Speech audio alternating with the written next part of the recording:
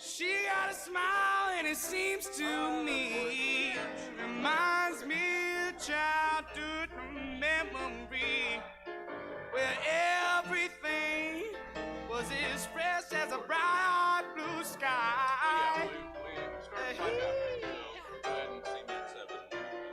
Now and then when I see her face, she takes me away to that special place. Well, if I stare too long, I'd probably break down and cry. Whoa, whoa, whoa, whoa, sweet child of mine. Yeah. Whoa, whoa, whoa, whoa, whoa, whoa, whoa, sweet love of mine.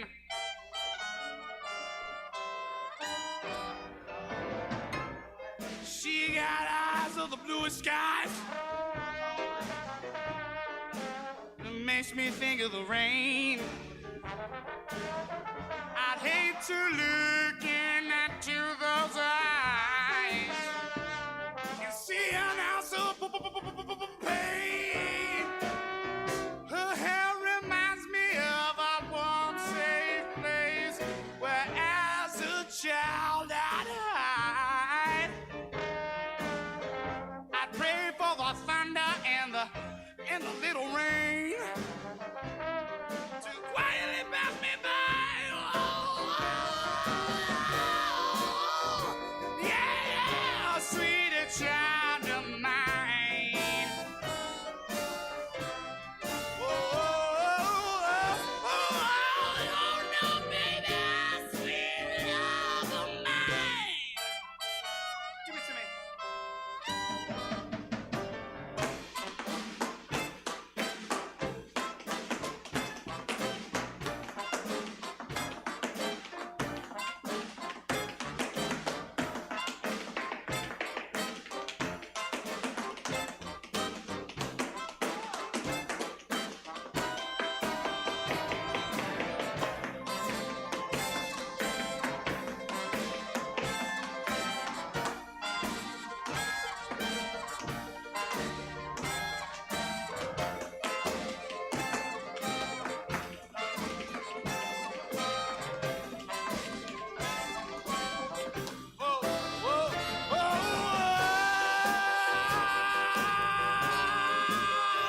Child of mine. Oh,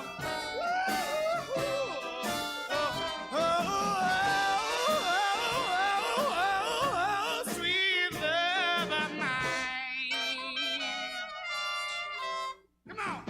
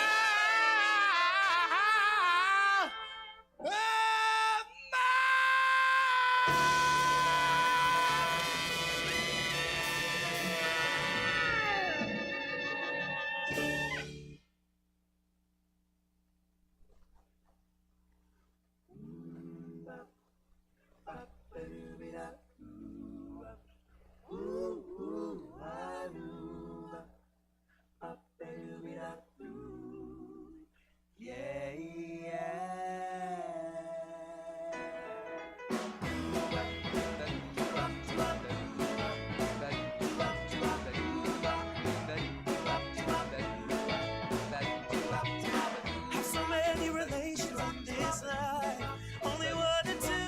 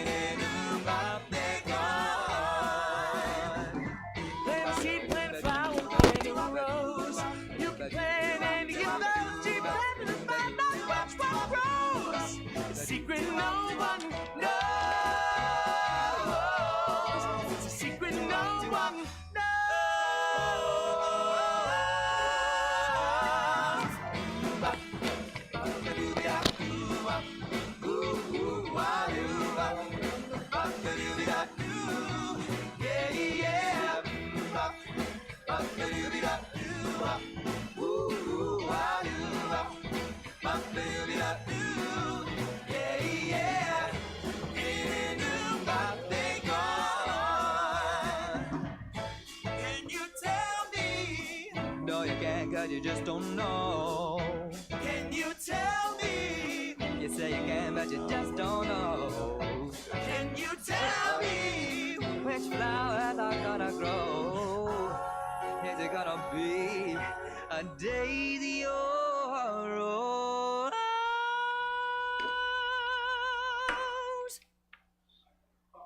Ba-dum-dum-dum-dum-ba. Ba-ba-doo-be-da-doo-ba. Ooh-ooh-ah-doo-ba. Ba-ba-doo-be-da-doo. Yeah, yeah. Ba-ba-doo-be-da-doo-ba. Ooh-ooh-ah-doo-ba. Ba-ba-doo-be-da-doo. Yeah, yeah. Ba-ba-doo-be-da-doo-ba. Wah-wah-wah-doo-ba. Ba-ba-doo-be-da-doo. Yeah, yeah. Ba-ba-doo-be-da-doo-ba. Wah-wah-wah-doo-ba. Ba-ba-doo-be-da-doo. Yeah, yeah. Hey-dee-doo-ba. There it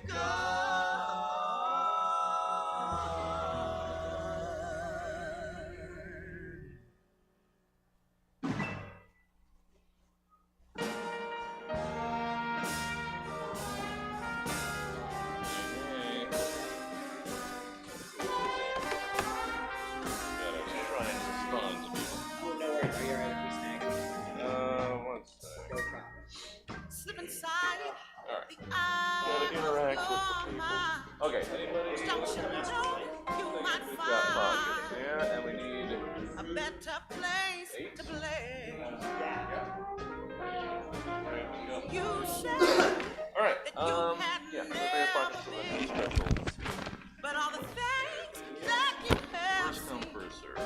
are gonna fade away. So I start a revolution from my bed. And said the brains that I had went straight to my head. Reading, surviving, Step outside. So goofy, It's I love it. summertime. Stand up beside the fireplace. Take that look from off your face. You ain't gonna ever burn my heart out.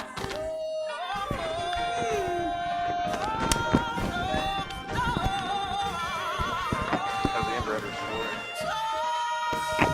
Sally can wait. She knows it's too late as we are walking on by. But so it's a long way. And then also help with Back in anger, I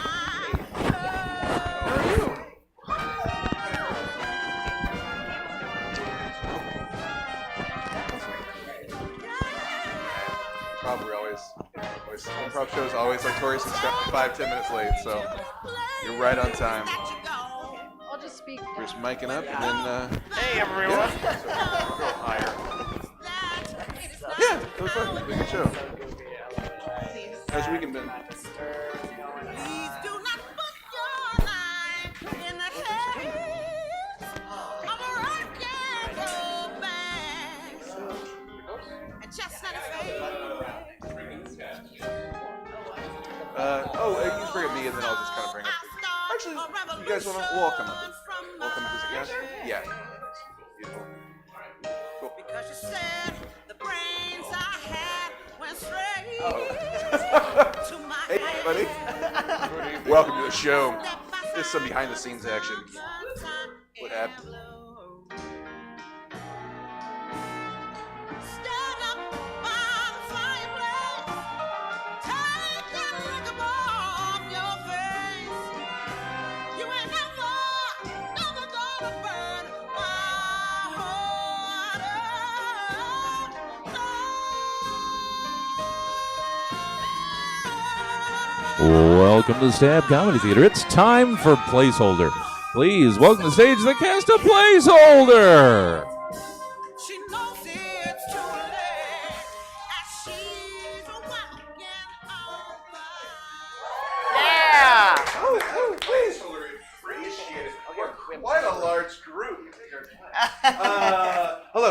never seen a placeholder show before. First time. Raise your hand. Wow. Give me a round of applause. They don't know what they're doing. They don't know what they're getting into. Appreciate you being here. So, placeholder, we're going to be doing some improv games. So in order to get you ready, because we're going to need suggestions and ideas from the audience, which you guys, just a couple quick things. One, I'd love to know your name. So on three, if you can just shout your name out. 1, 2, 3, Paul! Okay. We'll start with something even easier. Favorite color? You might have one. Maybe you have two. You can throw out two if you want, legal. On three, shout out your favorite color. 3, 2, 1.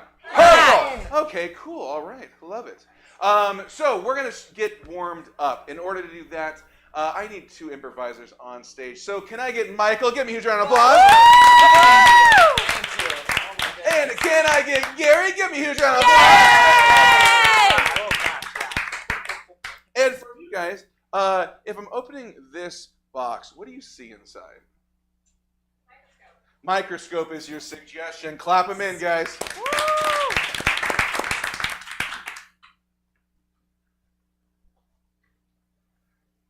Oh, God. John! I'm very sorry, Klaus. I did not mean to sneak up on you. You walk very quietly.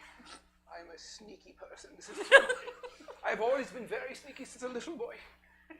The amoebas are frightened, John. Did I scare them? I'm very sorry, amoebas. Oh, they are trembling. Oh, You look. let me see. Oh, I'm racked with guilt that I made the amoeba so afraid. John, Have I ruined the experiment? we must break out the handbook to see what we do next. Oh, the handbook. Oh, no. Yeah, you get your copy. I have mine. Section 4. Right. Ruining an experiment by scaring the amoebas. Yes. There's a whole section on it. It happens too often that we need to fix it many times. They wrote it because of me. John, don't beat yourself up about it. I feel bad. My name is in the footnotes. Look, it's right here. Oh, John. See. Okay. For our next scene, I'm going to invite to the stage Lindsay. And I'm also going to invite forward Skylar. Come on. And for this scene, we need a location from you. What's a location that you went to in the last week or so? The beach. They're at the beach. Give a round of applause, everybody. Wow. There's enough sunscreen. Mom, you're always so worried Where's about the your sun. sunscreen? I don't like it. It smells. No, it's you're gonna sticky. get burnt. I don't care. Can we just go inside? I just want to talk to my friends on the phone. But we came all the way to the beach. I hate the beach. You hate the beach? I hate the beach. I'm saying it. Everyone, I hate the beach. We've been coming here since you were a baby, and you're telling me you hate the beach. I knew this would hurt you. But Mom, I'm 13 now, and it's time that I stood up for myself, and it's time that everybody knows that the beach sucks. Young lady, one thing is to say that you don't like the beach, but the beach does not suck, and I will stand up for the beach. I know that it's special for you. It's where I was conceived, and you had your wedding there, and your divorce over there. There's a lot of things that happened here for you, but not for me. No more. I will never come here again. I spit on the beach. Fine. You don't want to come to the beach. You don't get to come to the beach next time. I love you. Thank you. Thank you so much, Mom. You're the best. See, good job. All right. For this next one, can I have an Ezra? Whoa. And Christina, please. Yay! Okay. And now, let's see. You go to a haunted house. You go down to the basement and you find a murder clown. That's your suggestion. Dorothy, I know you want to be a murder clown. That's all I ever wanted to be. Ever since I saw it. True inspiration. I just think, oh God, you're already so scary. I don't know if you could get any scarier, but have you thought about prison? The whole murder thing that usually. Oh, if they catch me, not to be a security guard or something. Change my whole career path this late in the game? Right. No. Totally. So, does anyone else except for me know that you want to be a murder clown? Well, after tonight, there won't be anybody else who knows. Oh my God. Dorothy, Special. what are you gonna do with that? I'm gonna slice you a nice big piece of cake, silly.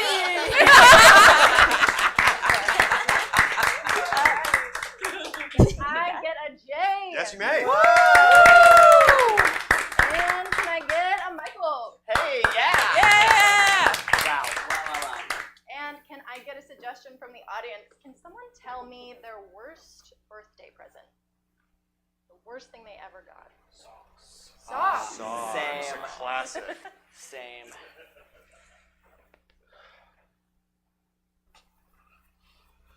Honey, why do you have to put them on like that?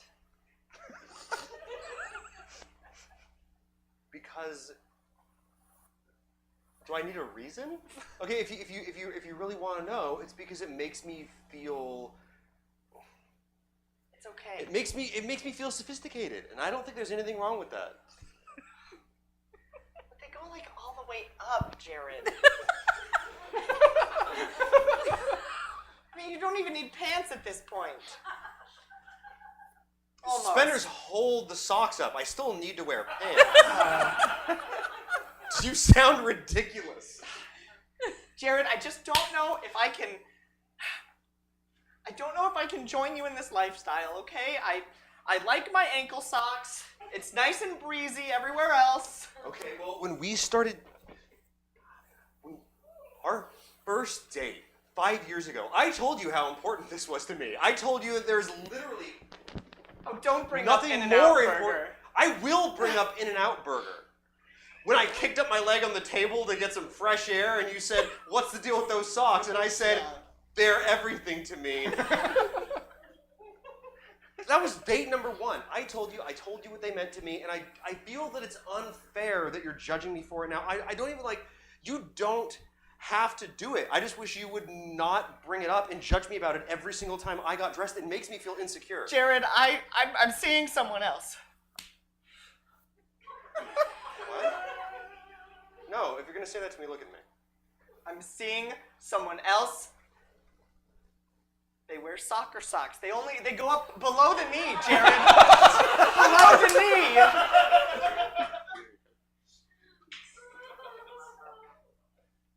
And shin guards. Okay. If that makes you.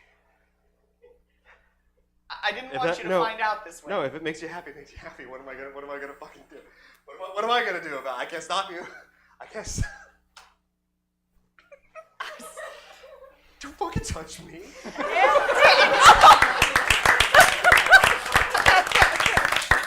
Oh, awesome. Well, hey, can I get a paw? Yay! Lindsay. Amazing. Oh, don't worry, I got it. Thank you. Perfect. So you find an empty box, and it's ancient, and you dug it up from the ground. The first thing you see when you open up. Spiders.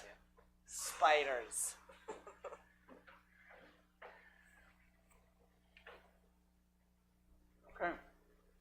Well, we bought it. Yeah. This is our home. This is our little nick of the world. I know you said it's going to be a good investment, sweetheart, but, I can literally see the sky, through it. Are we going to even have enough money for this? Do we have enough money for a skylight? No, but we do now. Okay. This is nice, okay? True. An old cathedral is now ours. Pretty exciting. Pretty awesome. Look at that stained glass. I mean, the shards of it. Look at that. Yeah, That is nice. they're beautiful. I'm worried, where are we going to sleep?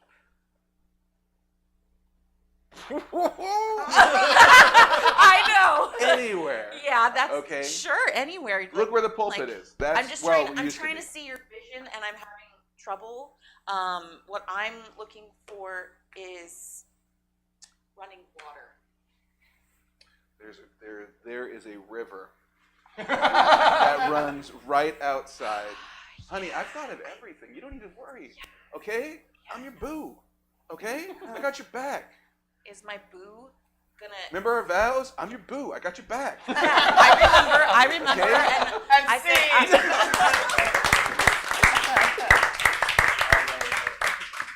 All right, can I get a Sky and a Christina? Suspense. I know. I was like, who am I gonna call? And can I get a suggestion of a dream vacation, someplace you've always wanted to go? Thailand. Thailand is your suggestion. Let's clap them in. And the flight was long. Sorry, what was it? The flight was so long. Yeah. I don't know why you refused to do the headphones iPad thing. You saw the trend online, and I warned you. They don't know what they're talking about. Well, I didn't want to tell you this, but I have always been scared of airplanes. And that was how I was coping. Okay. I'm so sorry, I had no clue. I would have suggested a cruise if that were the case. We could have gone on a cruise.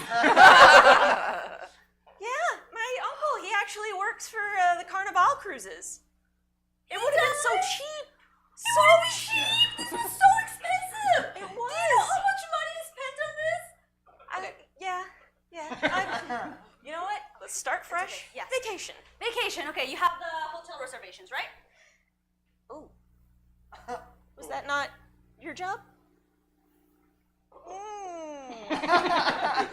Okay, so I pay for the tickets and all the attractions and all the transport and food, and I said, hey, can you please just take care of the hotels?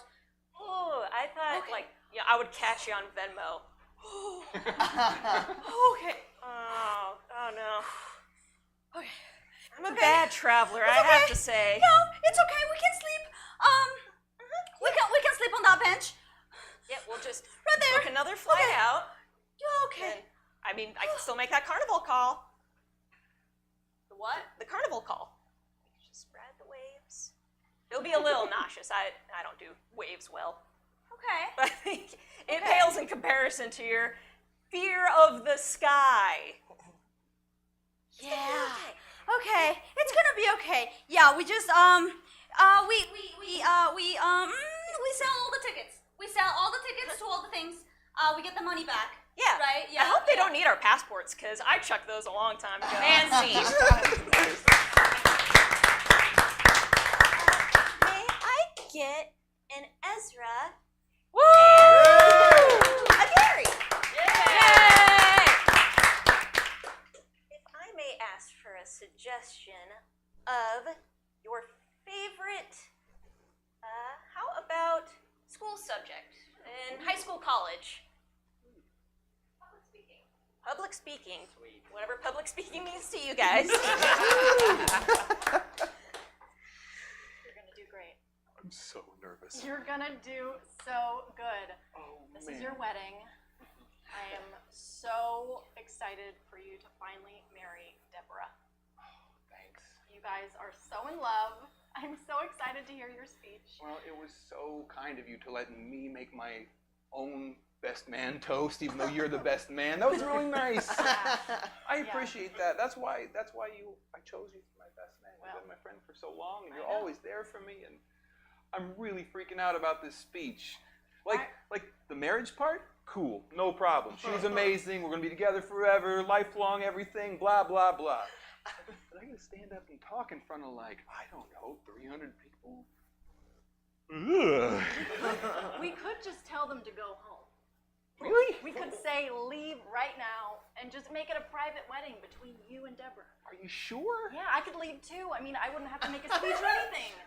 Well, Deborah's parents paid for all of this. I'd feel really kind of awkward. Well, you are the most important person in this thing. You and Deborah. And I'm sure oh, she'll and be Deborah. fine. Yeah, and Deborah. But me. Yeah, for you, totally. Yeah. You. Wow. I never thought of Just it. think about it like that. You've convinced me. You're my friend, and I'm so glad that you were here today to tell me all of this. And I'm now, so glad I'm here too. And I'm so glad that I am going to leave and just let you have your special day. oh, well, I really Along appreciate with that. Deborah. That's amazing. So yeah, absolutely. We can start by you showing your eternal affection for me and for Deborah by leaving. Get out of here. All right.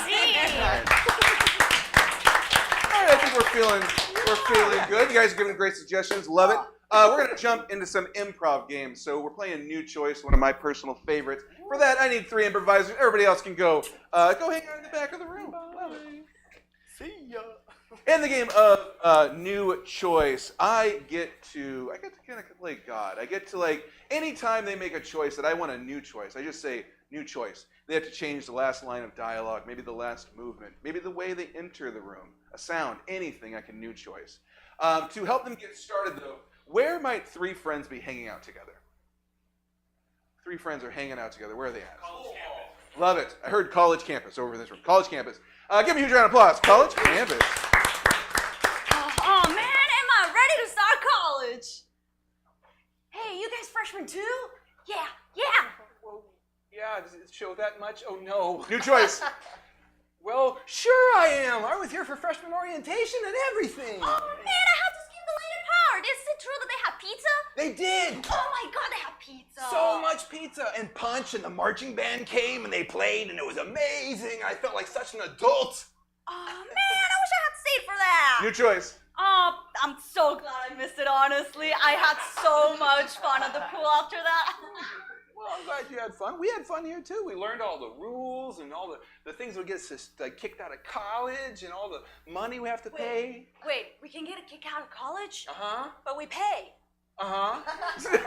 Yeah, both of those. And guess what? They keep the tuition money. Can you believe it? Yeah. That's how it works. That's outrageous. Yeah. I don't know. It's what we signed up for. Yeah. Well, what classes did you sign up for? Oh, home ec. New choice. Oh, basket weaving. New choice. Oh, scuba diving. And, New choice. oh, painting with my fingers and face.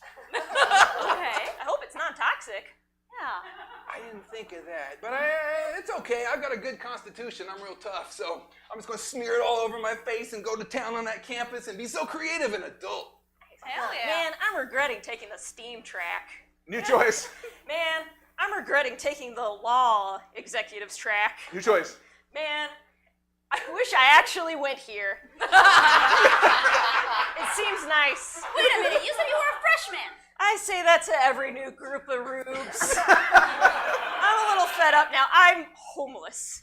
I bum around. You new kids always let me in your dorms just because I look young. It's amazing. Buddy, you look just like us. I'm sure it's Yeah. going to work out for you. If you wanted to go to classes, I bet you could do that. Yeah, Anything. they have like financial aid and everything. I'm sure they can hook you up with, a class or something. New choice. I'm sure they can hook you up with weed to get through all this. I don't know. New choice. I'm sure they can. I don't know if they sell houses. Maybe they can just give you a house, right? That's what they do. That's Oh, what college sure. There's does. lots of extra enrollments really far down. So they probably would just let you sleep in one of the empty buildings. Yeah, it's like auditing a house rather than the class. Yeah. Yeah. Sweet. Totally. And if you show up and nobody kicks you out within 15 minutes, you get to stay. And then they can probably put down their taxes or something. So hey, I'm sure they'll be happy to house you. That sounds Yeah. wonderful. Here, take this backpack. It had nothing in it. New choice. Here, take this backpack. It only has raccoon skins in it. New choice. Here, take this backpack. It only has crushed dreams.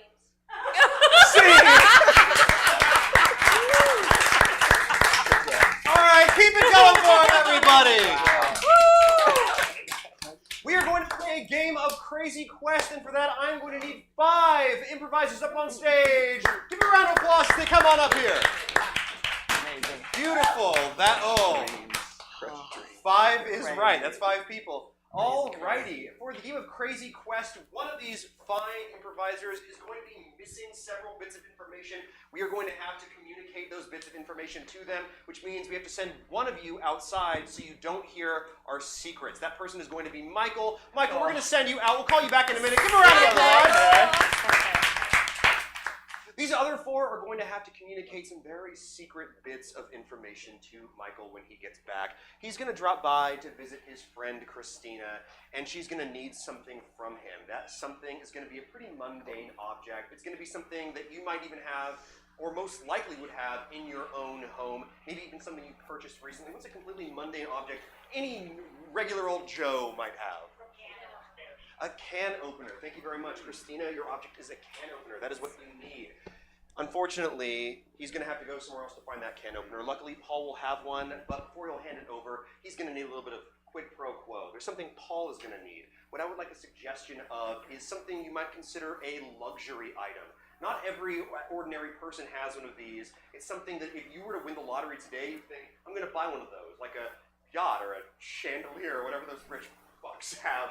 Can I get a suggestion of a luxury item, please? A bidet. Chris is a bidet. Yes, Paul, you need a bidet. That's everyday luxury right there. Right. Yeah. Luckily, he knows a friend that has a bidet, but she is going to need something from him. That thing is going to be a prop from a famous movie or a TV show. Something like a lightsaber or the Holy Grail or something like that. What's a famous movie prop that we need? The Crystal Skull. Oh no, we're in a Joe. If you want to go in. It's the Sure. The Crystal Skull. Do we feel good about that? Yeah. The best Indiana Jones. Yeah. The most iconic. Something from a different Indiana Jones. Sure. The Ark of the Covenant. Do we feel good about the Ark of the Covenant? Crystal Skull. All right. You need the Ark of the Covenant. Something much easier to get to than a crystal skull. The very last thing that is going to be needed. Gary will have the Ark of the Covenant, but something he needs is something like a national monument or a famous fixture, something like the Leaning Tower of Pisa, the entirety of Mount Everest, something like that. Something somebody couldn't reasonably pick up and move somewhere. What was that? The Golden Gate Bridge is what you need. Before we bring Michael back in, we are going to make sure that we're all on the same page. He is going to need to guess. Can opener. A bidet. The Ark of the Covenant. The Golden Gate Bridge.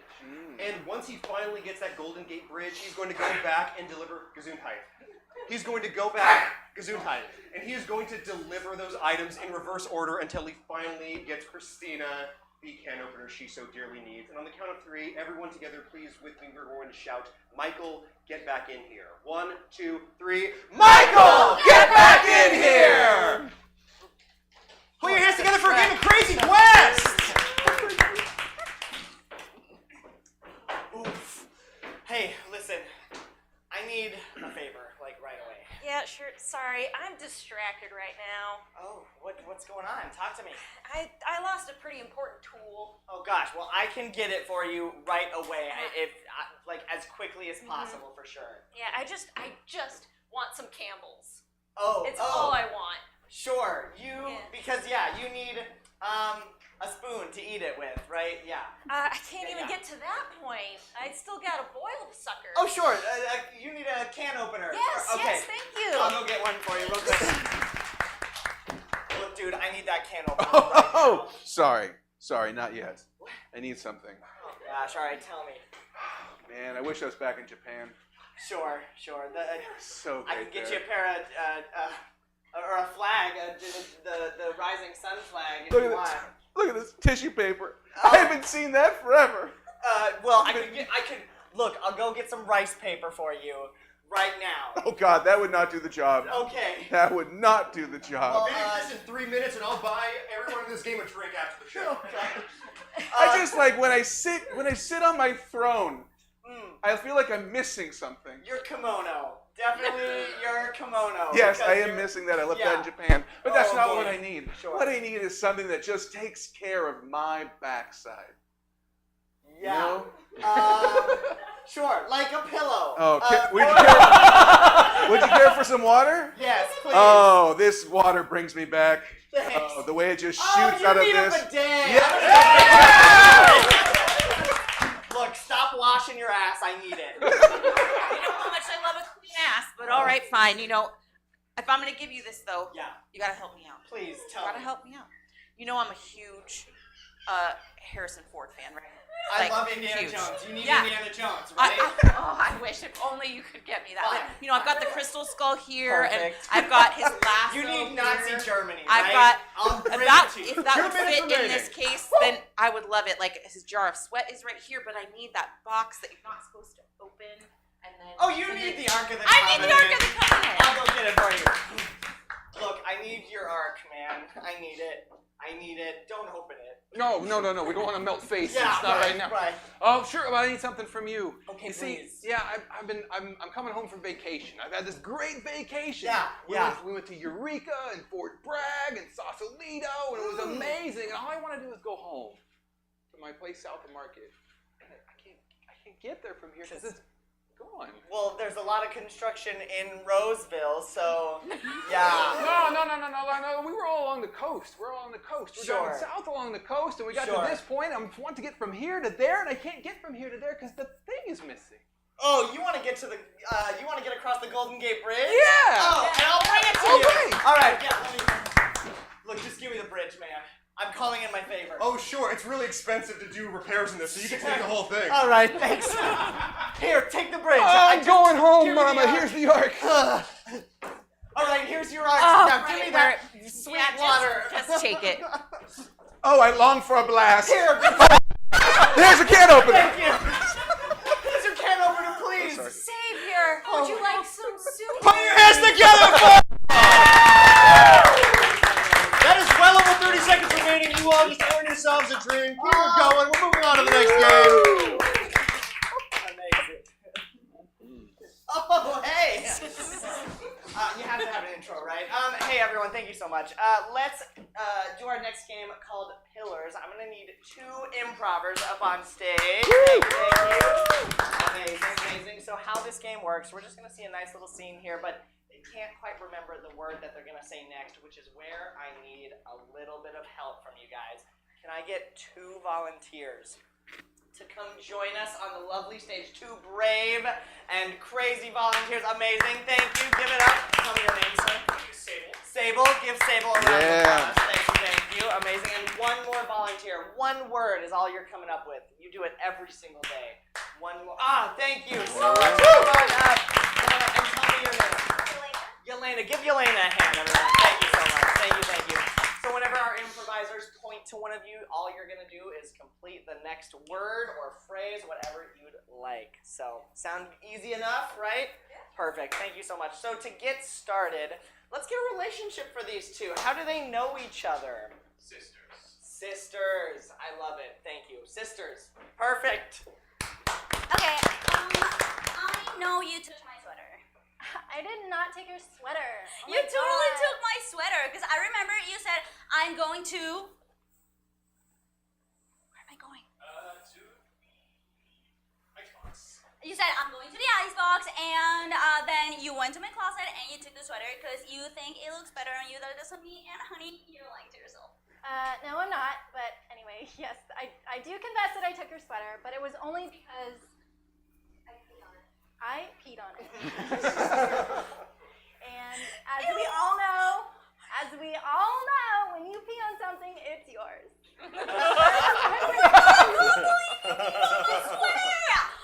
Well, you know, maybe next time you're out of the house, I'm gonna go to your room and take your curling iron. You know, and hey, maybe I'll pee on that too. How dare you? You know how important my curls are to me. Well, my sweater was very important to me. I was gonna wear it with my date with Jeremy. I know I can't. Oh my God, wait. You're going out with Jeremy? Yeah, I'm going out with Jeremy. Why? Because I know that you've been pining after Jeremy since like 3rd grade, you little nerd. Well, wait, are you going to that one place where I know you love, that amusement park? yes, I am going to the amusement park, you know, with Jeremy, and we're gonna meet there, and I was gonna wear my sweater, but now I guess I'm gonna have to wear my tunic. I'm just gonna have to wear my tunic. Yeah, You know what? because You look great in that today. I do. you. And if you really want the sweater, I'll give it back to you. You know what? You're such an amazing sister. You can totally keep the sweater. You're so awesome. It's so great that we're twins. I know, right? We Well, just agree on everything. When I pee on something, you let me keep it. yeah, you know, I'm kind of getting tired of that trick, but You know what we should do now? We should throw a party. oh my god, we should totally throw a party. It's such a good thing that our parents are out of town. I know. Yeah, like when they said, "Hey guys, we're going to Mexico." When we're going to Mexico, I was like, man, maybe some parties wouldn't be like too bad. You know what would be really cool? If I dressed up as you and you dressed up as me, and then I pretended to be you with Jeremy, and then I could be with Jeremy. And scene.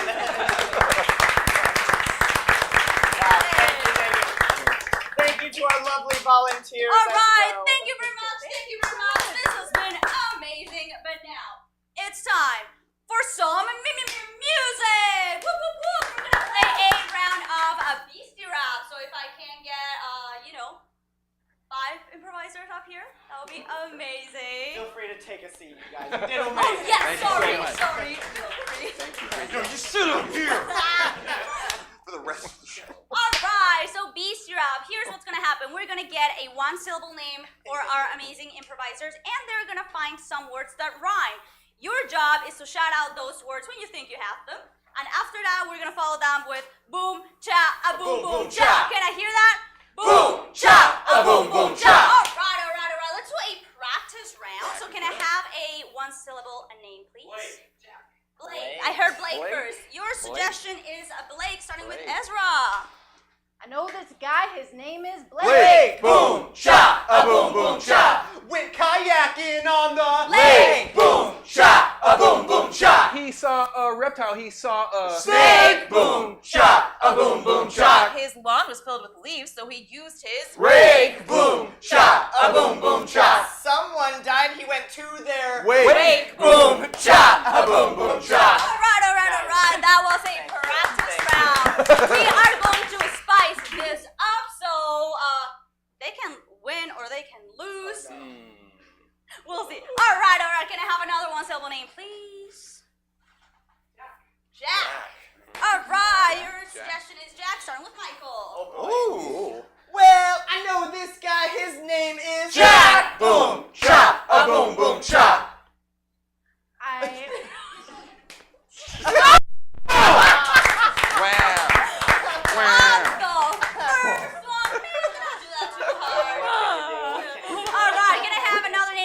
Jack, we hardly knew.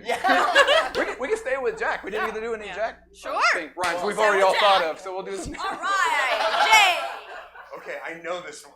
I know this guy, his name was Jack, boom, cha, a boom, boom, cha. He had a little house. It was a shack, boom, cha, a boom, boom, cha. lived there with his wife. She had a big rack, boom, cha, a boom, boom, cha. Had a cork board using some tack, boom, cha, a boom, boom, cha. He ran field, yeah, he ran track, boom, cha, a boom, boom, cha. His book collection he loved to stack, boom, cha, a boom, boom, cha. He worked really hard for all the features that he lacked, boom, cha, a boom, boom, cha. He was a little hungry, so he had a snack, boom, cha, a boom, boom, cha. Fixed his hair with some shellac, boom, cha, a boom, boom, cha. He broke it open, but just a crack, boom, cha, a boom, boom, cha. always asked his wife to shave his hairy back, boom, cha, a boom, boom, cha. He was really into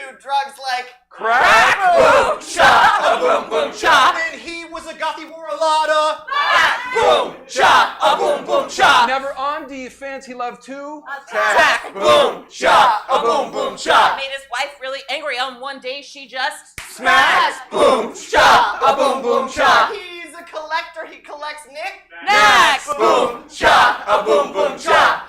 Favorite cartoon was Samurai Jack. Jack. You're correct. That is the suggestion, and I repeated it. I'm out. straight in. So All right. That's a good one. Can I have another name, please?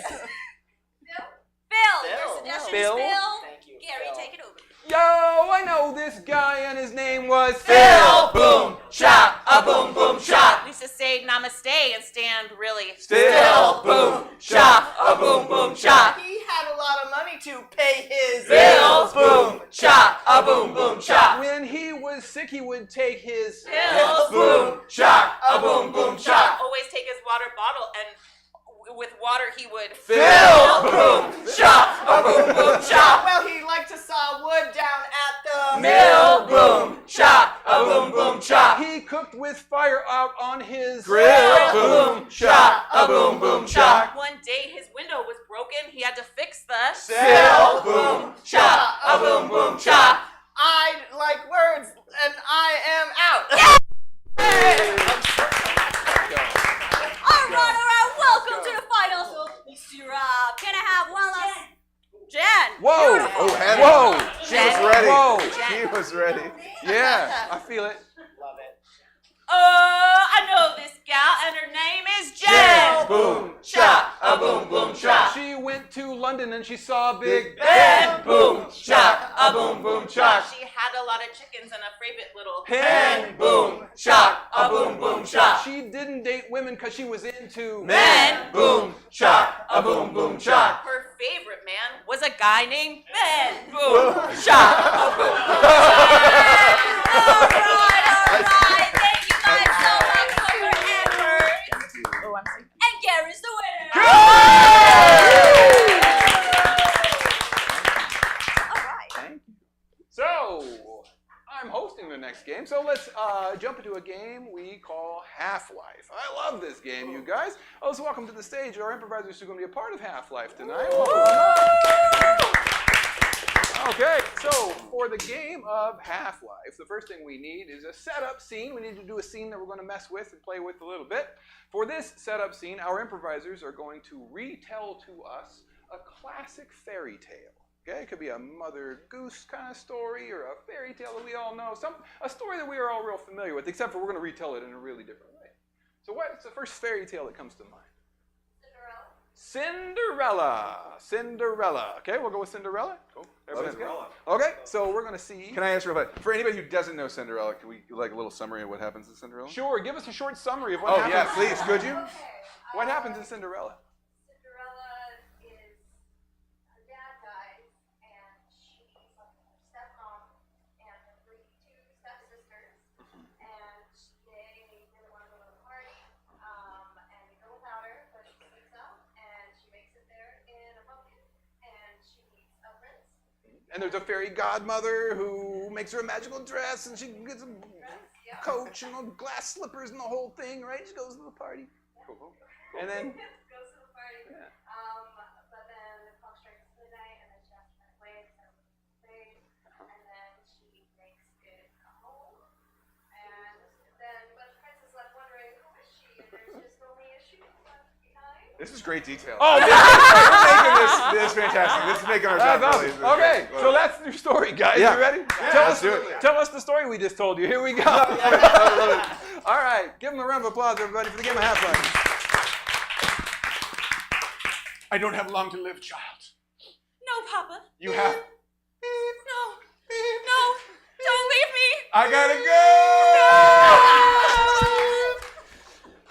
I guess I'll just wash these floors. Hey, I'm gonna need you to hurry the fuck up with me and your 32 stepsisters. Yeah. We walk on these floors all the time, and our feet are dirty as shit, so Yeah. speed it up. Yeah. Over here. Yeah, let's get 30 more of those. Yeah. I just can't keep up with all this work. Well, you're gonna have to, because we're your only family left now, and we suck. And we gonna go party. We're out of Go here. party. We're out of here. You stay here because there's a big old party, and you're not invited because Can I you. come? No, leave your soot ass here. You are human garbage, Cinderella. Okay, I'll Sit your ass. Should we pull back a little bit? No. Stay here. Stay here. Just hang out with the mice. They're my only friends. Hello. Who are It's you? me, your fairy godmother. Check Wow, it out. you're butcher than I imagined. What? Nothing. Listen, we gotta change all of this, okay? I thought this was cute. Girl, no. Okay, let's bring in the mice. Mice, bring in the birds. Let's do this thing. Tweet, tweet. Wow. A snack. Go to the party. Get out of here.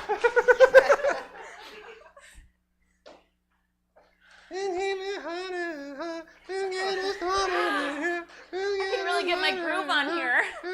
There's nothing here for me. I'm a prince and I'm bored by everything. Well. There's life in my loins yet. Hi.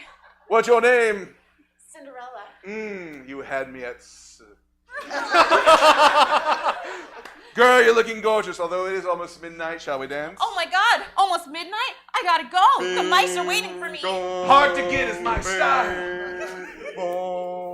Wait, a golden slipper. No, yeah, golden. I sure wish I hadn't left my golden shoe behind, making all this housework Oh my so God, hard. that party was amazing. It was so fantastic. Only you could have been there, but we didn't see you there. We only saw one really pretty girl that none of us recognized, but it couldn't have been you. Yeah. 'Cause you're bad. Yeah. Yeah. Yeah. Yeah. Do that 30 more times. Yeah. Fantastic. Hope you enjoyed your boring night here at home, alone forever. What? Hold on, there's somebody at the front door. What? I'll get it. You can. Oh. Hello, sir. Come Hello. in. What can we help you with? I found this golden slipper. At first I thought it was glass, but it turns out to be gold. Well, that's my golden slipper. No. Do that 30 more times. No. Scene! Okay, ready, guys? Right on. Just like that, right? That's Cinderella, the classic we all know. So, That's exactly what you told her. Thank you. So, but in the game of Half-Life, what we do is we take that scene and we see if these improvisers can do it just a little bit faster. So in that version of Cinderella, that took 3 minutes, everybody, 3 minutes. I think they can do it in half the time. We're going to see the same scene once again, but this time in a minute and a half. A minute and a half. Do you think they can do it? I think they can do it. Yeah. Let's give a round of applause. Papa, I don't have time. don't leave me. Am I in the will? Tell me. Oh, I'm not. Wash these floors. Hey, wash those floors faster. Me and your Yeah. 32 stepsisters have dirty feet, and we walk here all the time. Hurry it up. Yeah. 30 times. You guys are dressed really nice. Can I come too? No, we're going to a big fancy party, and you're not invited because you're human trash. Leave I that guess- soot ass here. We're out. Party. Bye. I'll hang out with these mice instead. I wish there was somebody that could just... Hello. Oh, hi! It's me. Do I look different? The same as last time. Well, you want to change this? You want to go to a party? I'd love to. Mice, birds. Do it! Tweet. Everything. Wow! Oh, girl, can't get enough. Snack City. Get to that party. Okay. Nothing's doing it for me. These loins are dead inside. Wait a second. 30 Life. seconds left. 30 seconds. Hello, what are you? I have to go. You It's had me at- already midnight. You have me at midnight. bong, Wait, what time? bing, Oh, my shoe! Bing, bong. Man, it's hard to do these without my shoe. That was such a great party. Yeah. Yeah. Too wasn't bad it? you 10 couldn't be there. seconds. Yeah. bad. Wait, somebody's at the door. I'll get it. Hi, who are you? I have a golden slipper. That's mine. Oh my God. Whoa, 30 times. Whoa. Let's do this. And scene! Good job, scene! All right. So that was the minute and 30-second version. Luckily, that's as fast as we're going to have to go. Oh, you wish, Jay. Oh, you no. wish. Because we're having it again. We're going to go down to 45 seconds for the same scene. All of Cinderella in 45 seconds. I think they can do it. Do you think so? Give them a round of applause. Oh God. Where's the bell? Oh, I'm trash. Hey, human trash, we're going to a party Yeah. and you're not. Yeah. 30 times. Can I please? You Soot, can't. stay. Ah, mice. Hey, it's me. You looking for a party? You know I Girl, am. gotta change all Oh, this. Mice, please do. birds. Tweet. Snack City, get out of here. Yum. Oh, nothing. I'm dead inside. Wait, life. What's your name? Cinderella. Had me at sea. Bong, bing, Oh, bong. golden slipper. Oh, look who it is. You've been here alone all night? Yeah. I have. It was Somebody's great. at the door. Hello, I found a golden slipper. No, no. 30 times. Let's do this upstairs. And Right on. Okay. Pretty good. We're done. We're Pretty done. We got it. darn We're done. good. Next But game. Next game. I think they can do one more. One more. We're gonna cut it all Hasn't the way been done. down, Hasn't all been the done. way down to 22 seconds. All of Cinderella in 22 seconds, just as you saw it before, with every important detail. Here we go and start. No! Clean. Yes, yes, yes. Human trash. Get out of here. No! Girl, let's flip this. Bird, nice. Clean now! Yum, yum, yum, yum. Get out of the party. Oh, I have nothing left to live for. Yes, I Party. do. What's your name? Cinderella. I'll head to see. Midnight, gotta go! 5 seconds. You're alone. Shoot! Open! No.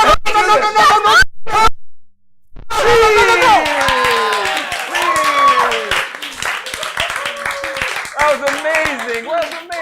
Keep it going. Nice job, everybody. Great job. Give me 5.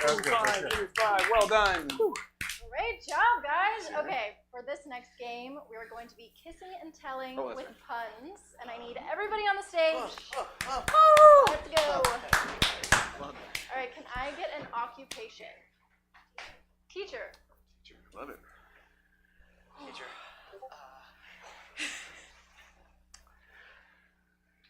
I kissed the teacher. How was it? I got that A. Oh! I kissed the teacher. How was it? She kept me after. I kissed the teacher. How was it? My brain hurts. Oh! I kissed the teacher. How was it? Well, first I was sexually inexperienced, but she gave me some summer schooling. I kissed a teacher. How was it? Now I'm the teacher's pet. Oh! I kissed a teacher. How was it? Pretty textbook. Hey! I kissed the teacher. How was it? Pretty good. I got to take off her algebra. Where the boobs go. Can someone give me the best birthday present they've ever received? A kitten. Is your suggestion. I'll do it. I kissed a kitten. How was it? Something about pussy. Yay!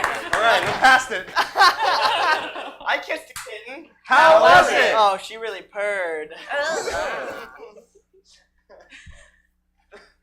I kissed a kitten. How was it? Let's just say her hand strayed. I kissed a kitten. How was it? I've got claw marks now. Oh, I kissed a kitten. How was it? Pretty good. She gave me a rum-tum tugger. She was a curious cat. Can someone give me their favorite vegetable? Broccoli. I heard broccoli. Broccoli. I kissed a broccoli. How was it? My sister was green with envy. Oh, I kissed some broccoli. How was it? Pretty good, but she's still kind of stuck in my teeth. I kissed broccoli. How was it? Pretty good, but my pee smelled a lot afterward. I kissed a broccoli. How was it? Pretty good, but now I think they're stalking me.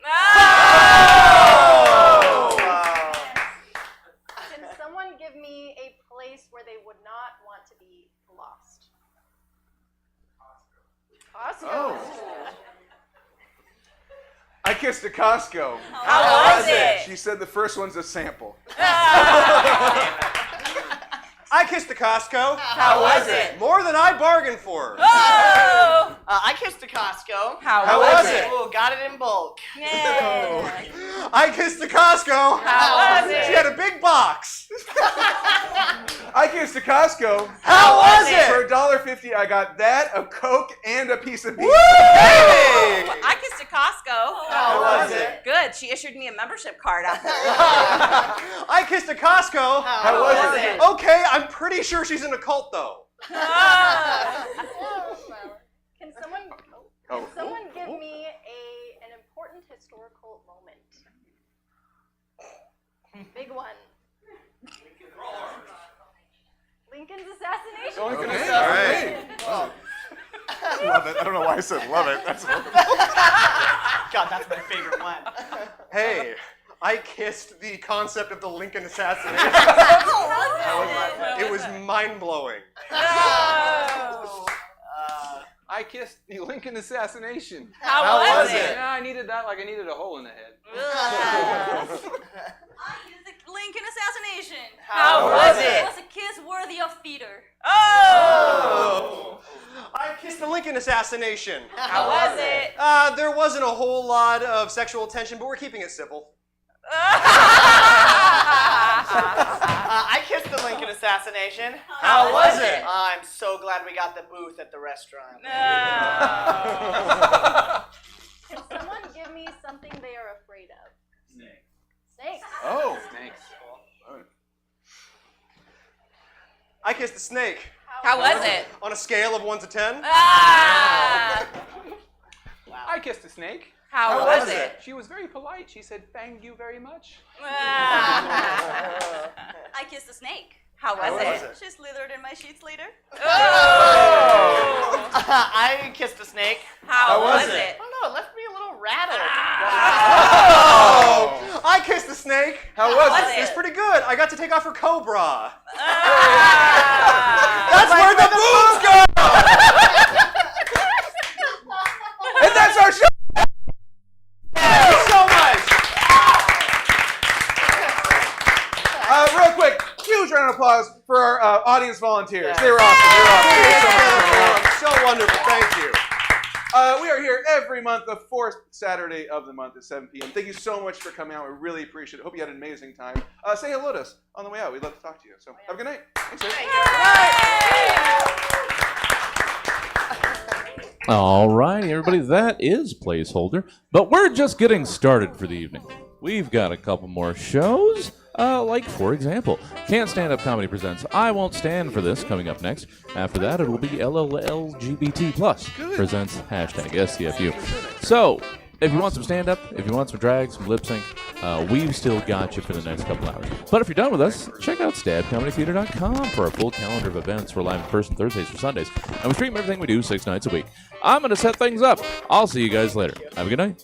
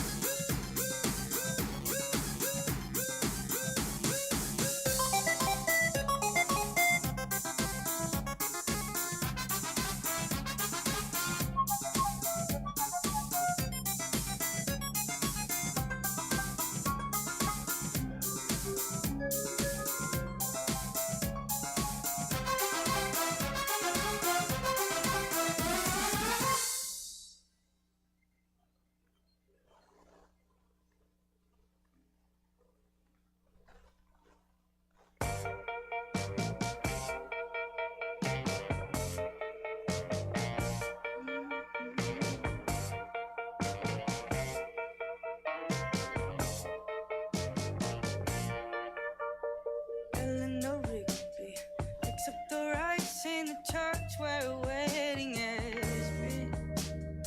Lives in a dream, waits at the window, wearing the face that she keeps in a jar by the door. Who is it for? The lonely people. Where do they all come from? All the lonely people. Do they all belong? Father McKinley, writing the words of a sermon that no one will hear. No one comes near. Look at him work, darning the socks in the night when there's nobody there. What does he care? Oh, the lonely people. Where do they all come from? All the lonely people. Where do they all belong?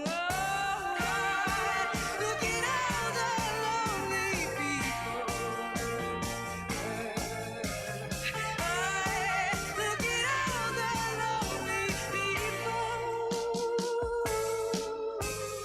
Eleanor Rigby died in the church and was buried along with the maid. Nobody came. Father McKinley wiping his hands from the dirt as he walks from the grave. No one was saved. Oh, the lonely people. Where do they all come from? Oh, the lonely people. Where do they all belong? Look at all the lonely people. Look at all the lonely people. Look at all the lonely people. Look at all the lonely people.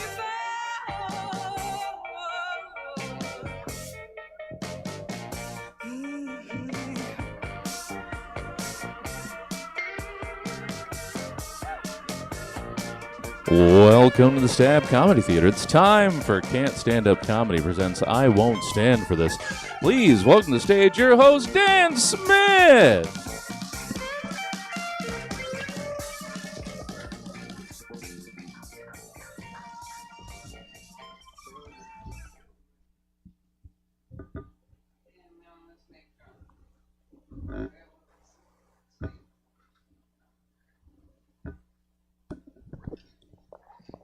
Good evening, everybody. Thank you for being at I Won't Stand for This.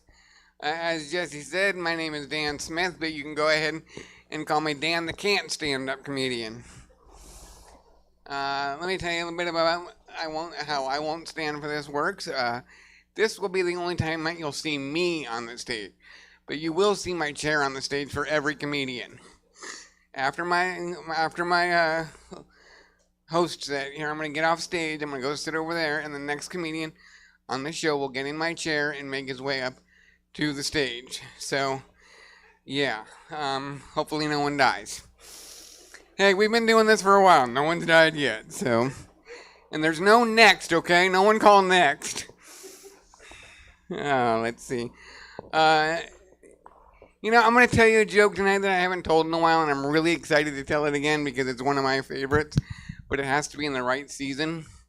And I've been seeing things on Facebook and Instagram about people being excited for Halloween season already, even though it's July. Woo! Some fans. Cool. So I'm going to tell you a joke based on Halloween, okay? So I'm 46 years old. I haven't dressed up for Halloween since I was probably 10 years old. But I'm going to dress up this year because I figured out the perfect costume. Yeah, I'm going to be a potato. Yeah. I love that laugh. I don't know where it's coming from, but I love it. Don't piss me off, though, because then you'll have a baked or a steamed vegetable. Yeah. I'll have to go outside and smoke some weed to calm down. Then you'll end up with a baked potato. Aw, come on, all for that? Come on now. It's going to get way worse than that. Let me see here. I'm sober. I've been sober for 5 years now. Thank you. I appreciate that very much. It's been hard work. But you know what? I'm going to be honest. I had to quit drinking because if I had gotten one more DUI in this thing, my wheels were going to get impounded. Yeah. Talk about a pub crawl. I'm telling you, though, I'm having a hard time because all those meetings, they're all downstairs in church basements. I start off with a concussion, and I end up bursting into flames when I get in the church. So, yeah, long story short, I was born in a wheelchair. No, I was not born in a wheelchair. Holy shit, that would have sucked for my mom. Leaving little tiny tire tracks in her vag on the way out. Ugh. One of my biggest dreams growing up was to compete in the Paralympics someday. Now, I never got there as an athlete, but I did go as a spectator one year. I was going to tell you about my favorite sports that I saw while I was there, but I decided instead of telling you, I'm going to show you, okay? So I'm going to act out 3 wheelchair sports, and when you know what sport I'm doing, you just shout it out, all right? All right, here's the first one. Basketball. I gave you guys an easy one there, right? Okay, yes, that one is basketball. All right, here's the second one.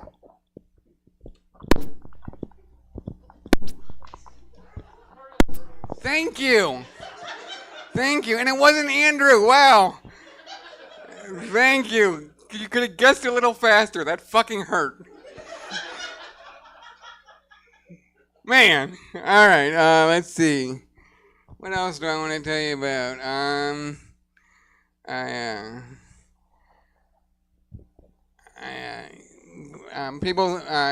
Anytime I catch somebody looking at my wheels for too long, I'm just like, hey, buddy, my eyes are up here. Yeah. Though, being in a wheelchair, it's not so bad some of the time, right? I mean, there's no such thing as standing room only. You can't beat the parking. Especially when my picture is in every parking lot,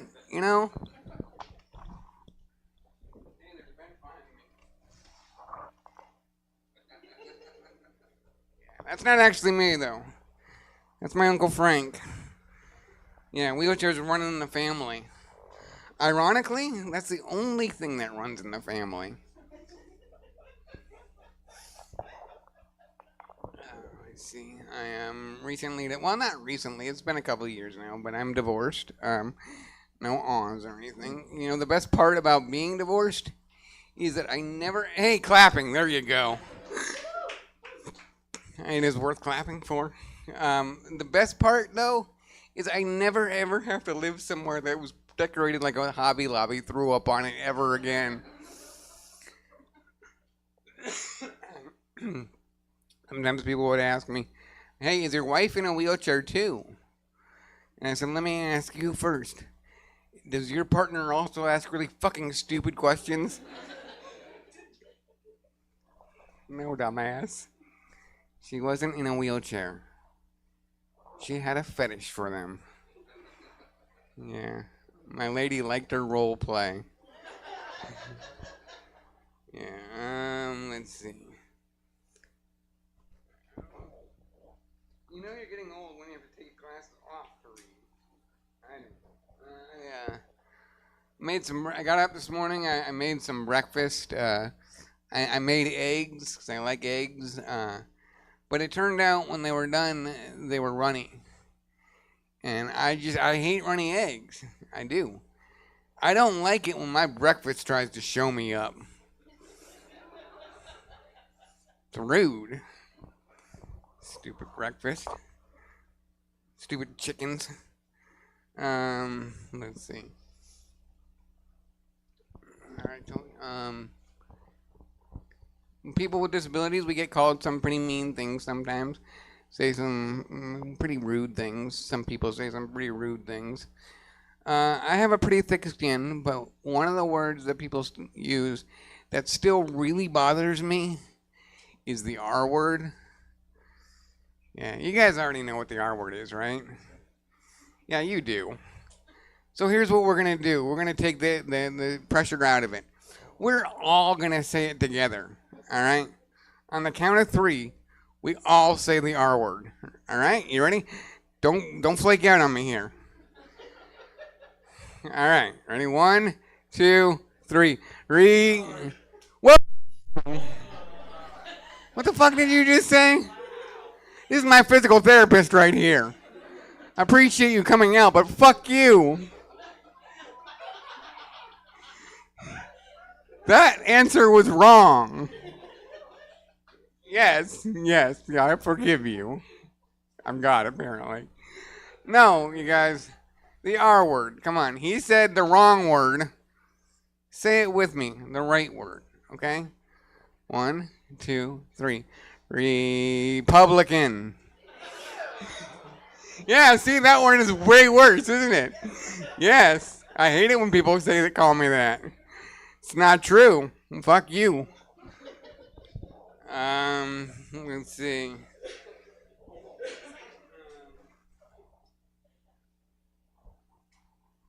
You know, one of the worst things about being in a wheelchair, though, is a little sign right side of every goddamn elevator. It's that little sign. In case of fire, you already know. In case of fire, use stairs. Right below that, there's a picture of me on fire. It says management not responsible for barbecued cripples. Don't worry, I can say the C word. You can't. No, you can't say the C word, but I can. Excuse me. I didn't get any sleep last night. This isn't a joke. I'm just talking. I didn't get any sleep last night. Literally. I'm glad you think it's funny that I didn't sleep. Thank you for your support. Yeah. Thank you for your support.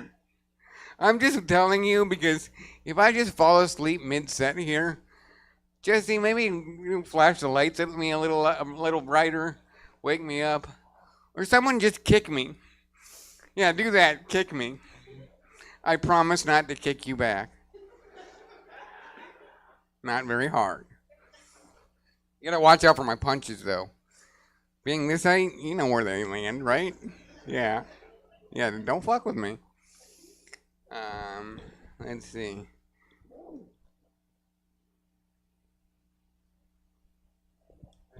I'm starting to date again. I went out on a date last week. Thank you.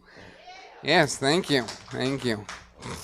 We went out to dinner, which was very nice, but she made an odd request. She said she only wanted to go to a pescatarian restaurant.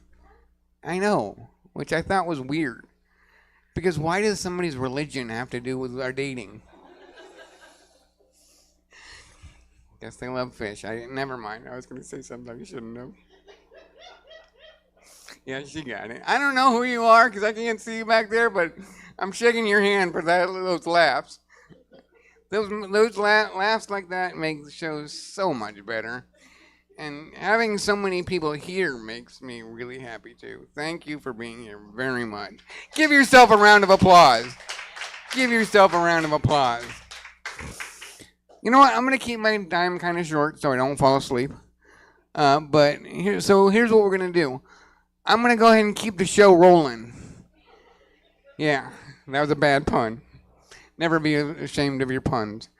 So I'm going to exit the stage, and as the next comedian is coming to the stage, I will introduce them from the back of the room. You won't see me. You'll hear my voice. I'm God.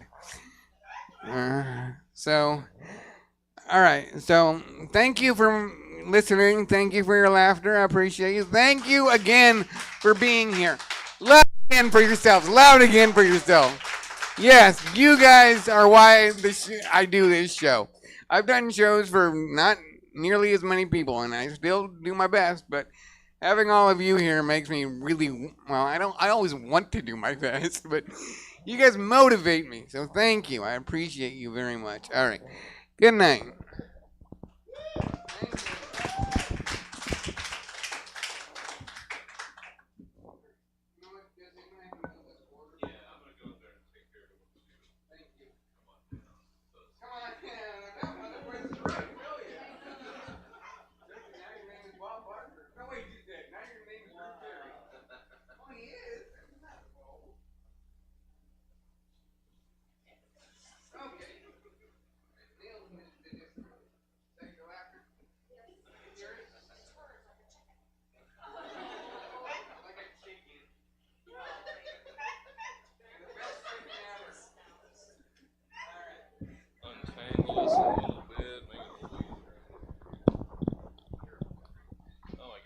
Switch too.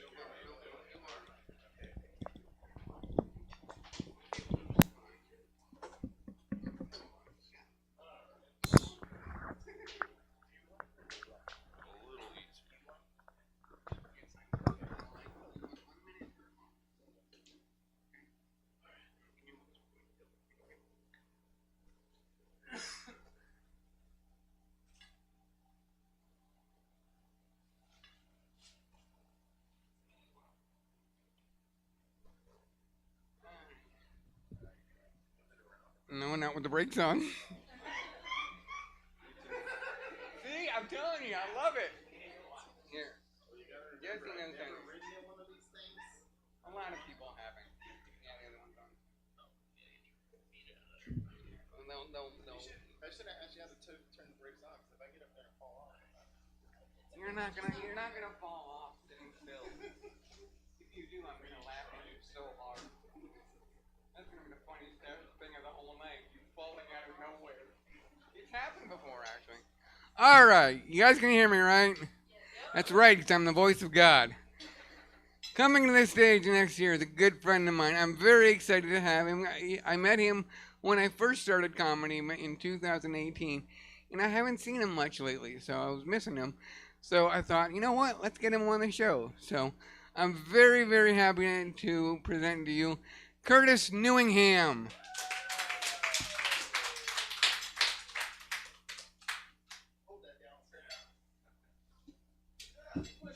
Technical difficulties.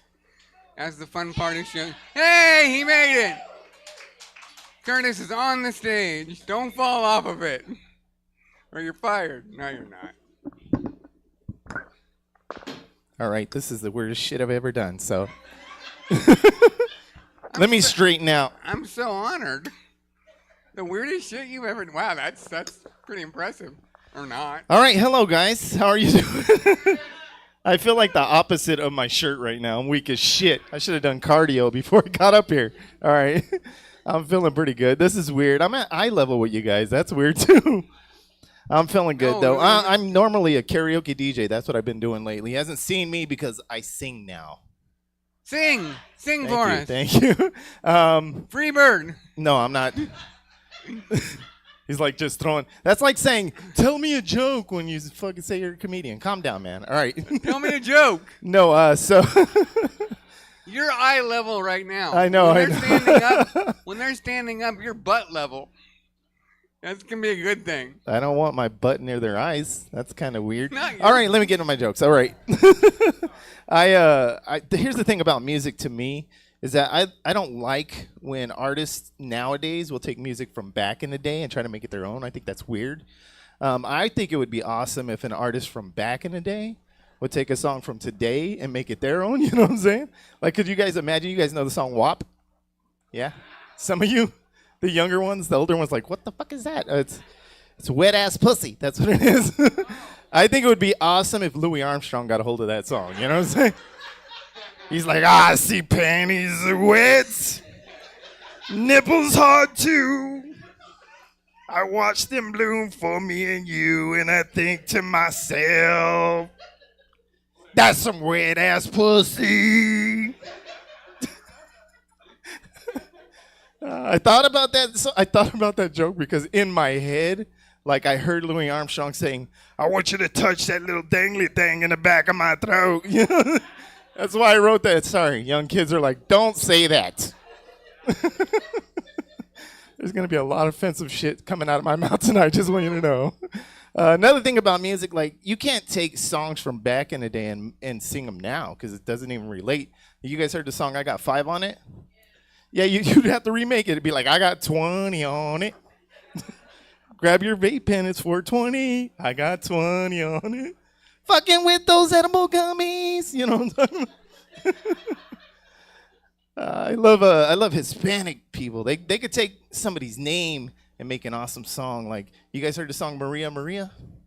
Right? You remind me of a West Side Story. Awesome song. White people can't do that. It's different. You know what I'm saying? Samantha. You remind me of a pumpkin spice latte. It's different. It hits different. You know? It just hits different. My dad, before my dad passed away, he was like, he's 70. He's like, I want to retire. I want to go to Florida because I heard that they have strip clubs out there with older women. And I was like, what? So I Googled it because I'm like, this can't be real, right? There's a strip club in Florida called Retired Titties, right? And there's not a woman in there that is younger than 50. So I can only imagine how it is in this fucking club, right? They're like, now coming to the stage, Metamucil. You know? Songs are even remixed. They're like, let the boobies hit the floor. Let the boobies hit the floor. They won't have like sapphire or diamond. It's like, now coming to the stage, kidney stones.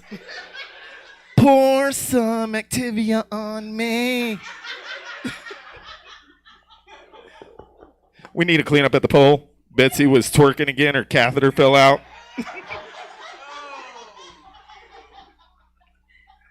There's a line. That's the line. I got you. She's like, no, I almost threw up in my mouth. Sorry. But I mean, it just, to me, music is awesome. Like you could hear a song and it could either make you sad, it could make you happy. That's what I love about music. There's some music, like you guys have you heard Sexual Healing? You guys know, what does that make you feel? Just say it. Horny, right? Horny. Apparently she's single. Except for younger dudes. Younger dudes don't, nowadays they're like, "Da-na-na-na-na-na, and I need you, da-na-na-na-na-na, and I miss you." It's totally. That's a different laugh. All right. Still love it. I didn't mean for you to watch me do that, by the way. I feel like Dan is awesome at that because his arms and shit. He's just furious. Anyways, I'm sorry. Went off subject. All Stop right. telling my secrets during your set. What's that? Stop telling my secrets during Oh, your set. that was a secret? Stick to I your didn't own know. material. Well, I'm sorry, my bad. How do you think I got this job?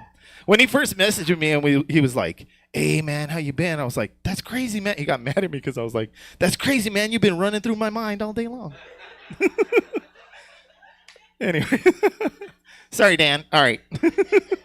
Moving on. You've been rolling through mine, Curtis. All Oh, along, hell yeah. The whole 5 years. On the river? Rolling on the river. All right, okay. Go ahead. I'll stop. That's use music. that chair in the river. See how that works out. Use the chair in the river. See how that works out. You wear a life jacket. Come on. All right. Pussy. We need to stop talking back and forth, man. All right. Pussy. I am. I would not get in a wheelchair in the water. You crazy. All right. I'm married now, but I was single in my 40s. Any single older folks here? Me? Oh. He's all pointing out someone who's young. He's like, you're young. We fucked. I know. All right. I'm being single and being older is kind of hard because, women now, like, choking. I didn't get the choking thing until I got with my wife. My wife, she asked for choking for the longest time. Come on, can we try choking? Can we try choking? And I was like, because I know my own strength, you know what I'm saying? But after like the fourth time, I was like, okay, let's go. Here's what got messed up. Like, she choked me so hard I passed out. You know what I'm saying? Wasn't cool. That's all I'm saying. But thank you. She doesn't like stand-up comedy either. Anyway, this is sit-down comedy. All right. But yeah, when I was single, it was weird because women ask you questions. Like, the question I always got was like, are you an ass fan or a boob fan? You know what I'm saying? And I'm like, as long as she ain't got a dick, you know what I'm saying? Like, she have no titties, no ass. I'll fuck it, you know what I mean? But she got like huge knockers, a big ol' ass, and like a horse cock. I mean, I might let her suck my dick. She keeps her pants on. You know what I'm saying? That guy knows I saw you, sir. He's like, she wasn't looking. It's cool. Oh, no. I mean, I like oral sex. I just don't like when a girl's looking at you too much. Like, she don't blink. She's just like, you know what I'm talking about? Last girl I was with, I was like, because I wanted her to blink. You know what I'm saying? Didn't work. So for her birthday, I got her a fucking blindfold. I was like, I'm going to win this shit. You know what I mean? Like, she got holes where the eyes are at. I'm like, what the fuck? Now I'm fucking getting my dick sucked by the Lone Ranger. You know what I'm saying? Like, I like how Dad's laughing at that, and they're like, well, this ain't funny. Sorry. I should have got closer to the light so I couldn't see you guys either. I like know who's laughing. Shit, my bad. I have kids, though. These are kids? Some of them. Oh, this is turning into some kind of weird porn. All right, anyways. I'm just kidding, sir. It's a joke. Calm down. All right. I have kids. My daughter, I'm not a good cook. I came home. My daughter came home. She's like, Dad, what's for dinner? And I'm like, pasta. And she got mad because she's like, I don't like ramen noodles, right? And then we got in an argument because I said it was ramen. She said it was ramen. You guys know that argument, right? Finally, I asked my friend, I'm like, bro, can you help us out? Is it ramen or is it ramen? He's like, Curtis, how many times I got to tell you? My name is Ramon. Got one of them. Okay, all right. I was like, I got to go clean. Because they're going to, if I say a cuss word, they're going to cancel me. All right. I got really close to being canceled recently. So I do karaoke, right? And I'm very inclusive. I love people. I don't care who you are. Give yourselves a round of applause. You guys are a lovely crowd. Seriously. Diverse. I love the diversity. You know, some of you guys don't have legs, but it's okay. All right. So, but they don't work, but that's okay. I'm sorry. Now I'm going to get canceled by the people with no legs. All right. No, but so I'm hosting this karaoke show, and this one of the guys was singing a rap song, and in the song, he sang the word, and I'm not gonna say it, but it rhymes with maggot. And this trans person comes up to me, upset, irate, wanting to fight. And I got upset because, of course, I said I love you guys equally, right? We're all the same. But if you're going to disrespect me, come on now. I'm not going to be nice if you're not going to be nice. I didn't say the word. I didn't hear the word. But now you're coming at me like this. Okay, I'm going to be this way. So I was like, let's go outside and talk about this. She said the word like 7 times and then asked me if I was called it. And I said it once and she wanted to fight. And so I was thinking like, okay, so this is a girl. I'm not going to hit a girl. Some people will say that's a guy, but she's dressed like a girl. She looks like a girl, sounds like a girl. This is a girl. I'm not going to hit a girl. But what I will do, because Trump taught me, well, I'll grab her by the balls. You know what I'm saying? Like, I knew the young folks wouldn't laugh at that. All right. Inclusive. I'm inclusive. I talk shit about trans too. All right. What else can I talk about? My dad? Oh, geez. I got my sense of humor from my dad. My dad was like dark humor. So that's why I'm talking about the trans shit. No offense. All right. So I remember one time I told my dad, I was like, I want to write this joke. And he's like, I want to help you. I was like, okay, so I'll come up with the premise. Comics will give me businesses that I will never want to start. And he's like, okay, I'll come up with the businesses. How about this? We'll do a hot dog stand where the hot dogs taste like fish. And then we'll call it Bruce Jenner's Hot Dogs. The older folks. Guy in a wheelchair got it. I got you on one, all right. I was like, no, Dad, that's too much. He's like, okay, how about this? We'll do coffee. Coffee like wakes you up. We'll do coffee that puts you to sleep. And then we'll call it Cosby's Coffees. Yeah, exactly. I was like, no, Dad, I'm not writing this joke. Like, this is too much. Also, my grandmother, so my dad's mom, she was like a huge prankster. I remember I was like 13, and my dad was an alcoholic. He would pass out butt naked in places, right? This was his thing. I remember one time I'm cutting through the living room, and he's passed out butt naked on the floor. I see my grandmother over him with a stick, and I'm like, hell yeah, I get to see this, you know what I mean? All the times I got hit, yes, right? So my grandma sees me. She's like, come here, take this stick. You hit him with him, I'm going to tell him to go to his room. And I'm like, hell yeah, right? So I go back as far as I can. Wham! I hit my dad, right? I turned to my grandma for approval. I'm like, Grandma? She left me there with a stick in my hand. And my dad sits up. He's like, you son of a bitch. When I get up in the morning, I'm going to fuck you up. He hits the floor, right? Now, here's the thing about drunk people. When they get that drunk, they don't remember shit. You know what I mean? So I got up the next day. I was excited. I'm dancing around the house. Hell yeah, I got to hit my dad with a stick, right? I go bend over to go tie my shoe. Wham! He hits me with a stick, right? And I'm like, Dad, why'd you do that for? And he's all, your grandmother told me you hit me with a stick yesterday. My grandma's in the corner. She's like, I got them both. So yeah, that's why I got my sense of humor from, young people. I got you, Dan. All right. What else about my life? I said I was married. What else did I say? Oh, divorced. Damn, I got applause for divorce and not for married, okay? The way it should be. Dan, you can relate to this next joke. Divorce is awesome. I have a couple impressions. Do you guys like impressions? Just one of you? Okay. All right. First impression is an impression of my ex-wife every time I'm about to have an orgasm. Curtis, get out of the bathroom. I got to take a shit. It's funnier when you're there. You know what I'm saying? All right. My second impression of my ex-wife every time she's about to have an orgasm. Okay, I don't know that one. No, I'll do it. It goes like this. Oh, you're so good. Now get off me. My husband's going to be home soon. Yeah, she cheated. Yeah. Don't worry. I got her back like 10 years later, but I got her back, right?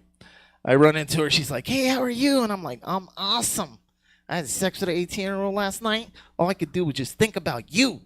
She's like, what? We've been divorced 10 years. You're thinking about me? I was like, yeah, it just kept me from coming so quickly. You know what I'm saying? All right, guys, that's my time. My name is Curtis Newingham. I appreciate you guys. Let's hear it for Curtis Newingham.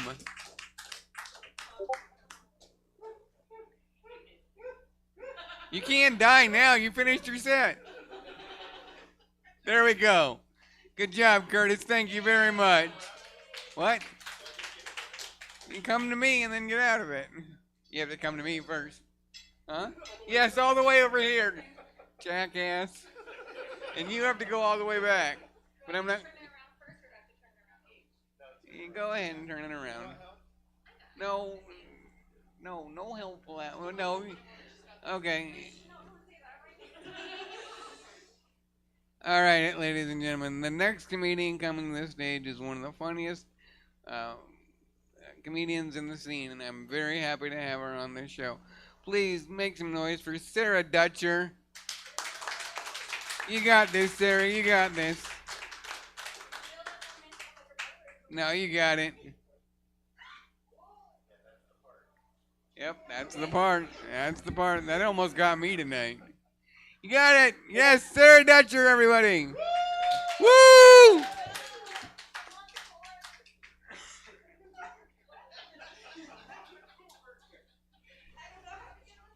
yell into the microphone from there.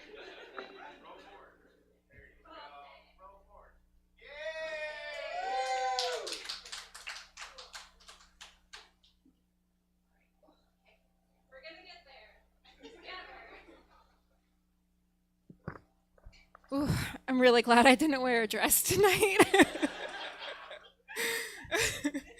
No, I was telling someone recently, like, I'm trying to still face you guys. I like stand-up comedy and stand-up paddleboarding, and it's been like a really big deal that I can now like stand up while paddleboarding. Even when it's choppy, and now on the other end, I'm glad I can sit down while I do comedy. It's been a really exciting time for me. Lazy. I know, yeah. Sitting down while doing stand-up paddleboarding, like really a big hit to the ego. The jet skis. The jet skis will throw shit at you. All right, I'm gonna try something. Hold on.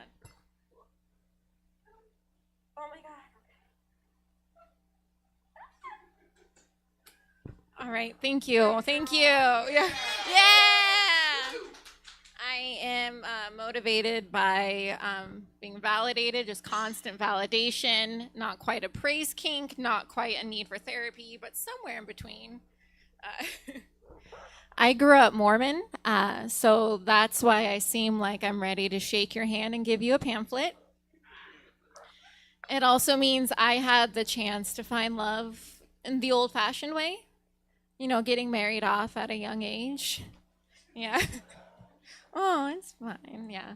I was still pretty old by Mormon standards, though. My bishop had to tell my husband, you know, she's 18, but she looks really young. It was very romantic. My husband eventually took the divorce okay, but my sister wives were devastated. I'm trying to not look directly at you guys, like I'm like a warning message, like don't follow my path. You only do comedy if something's wrong with you. Do not. Yeah, it's very true. We're gonna get into that later, the things to avoid. I don't know, my sister wives were upset. You know, Ginny's upset because I do all the baking. Kim was upset because I take notes during the secret wife meetings. And Irina's upset because I'm the only one that can make her come. You know, it's a real group effort sometimes. You know, polygamy does have its benefits. Don't nod, you're compromising your morals. Now, I even got married in the Mormon temple in Rancho Cordova. You can say the city of love. It's a real destination wedding.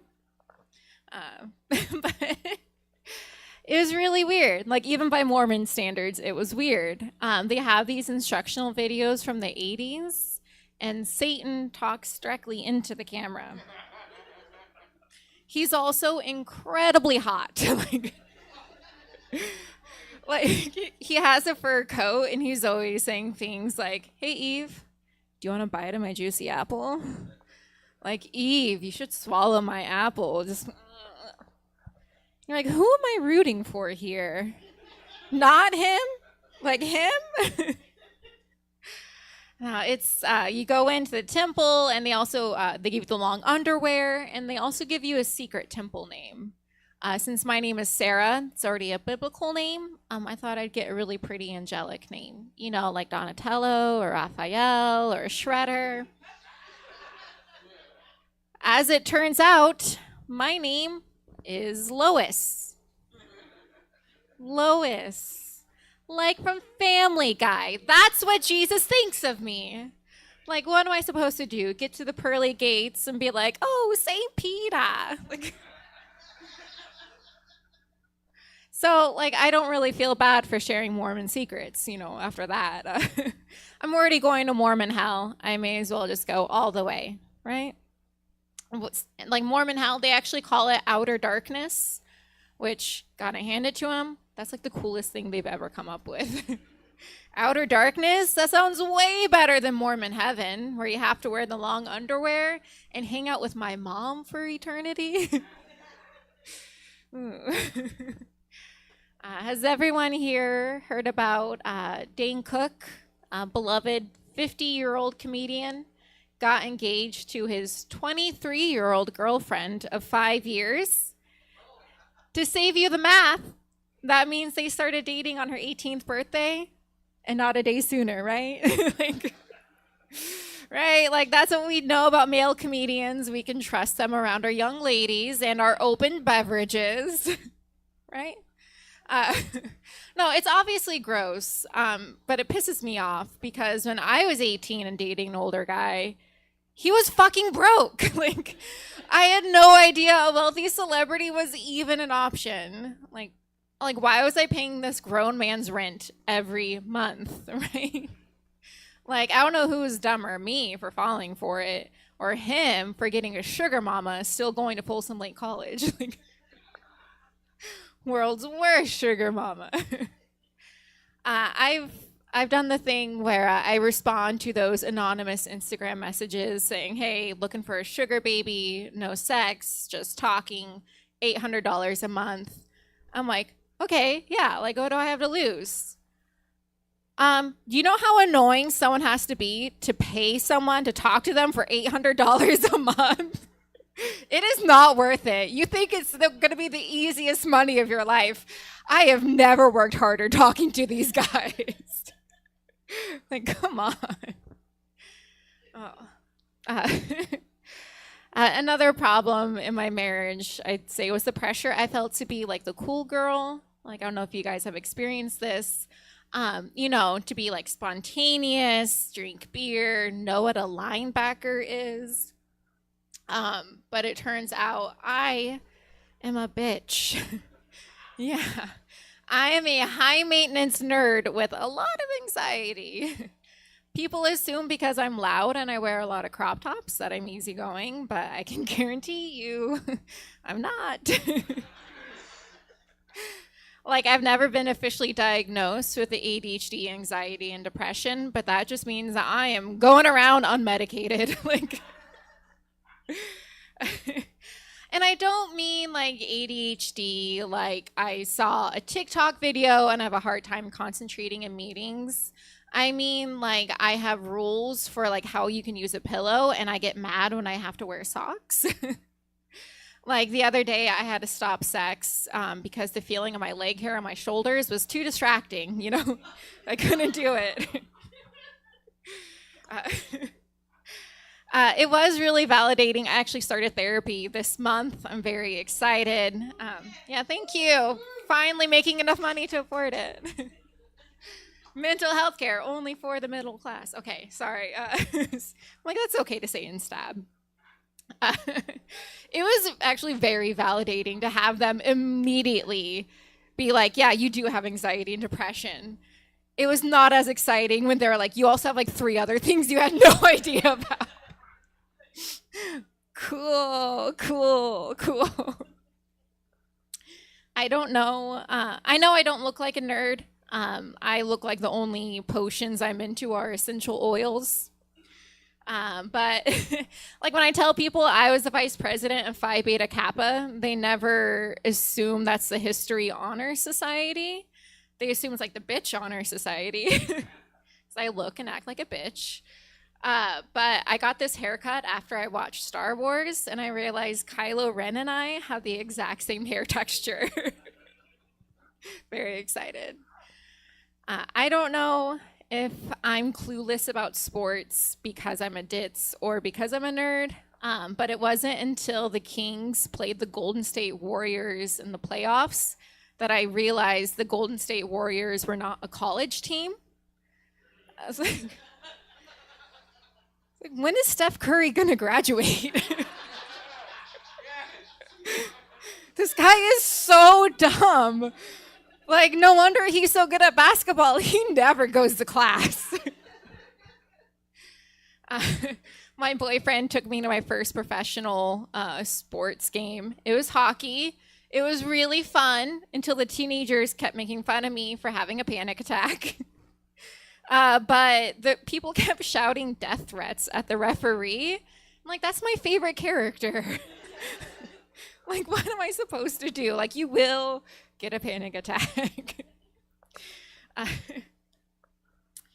think we can all agree there's nothing better than an unexpected compliment, right? Yeah.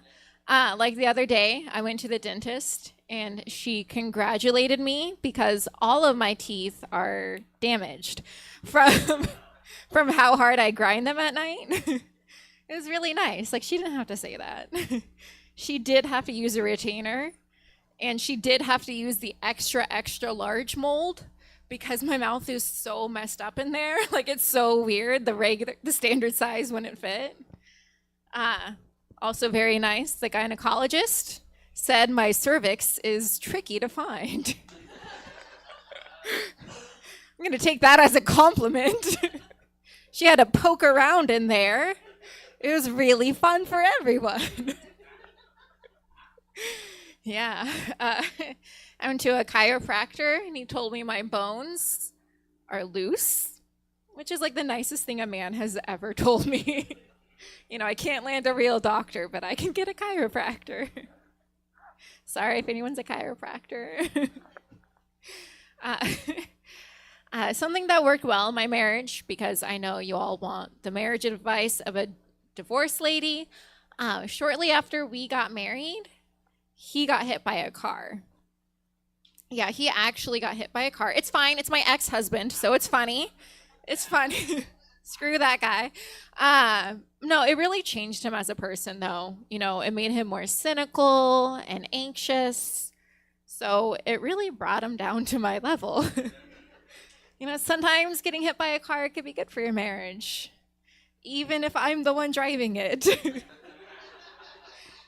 I said I was high maintenance.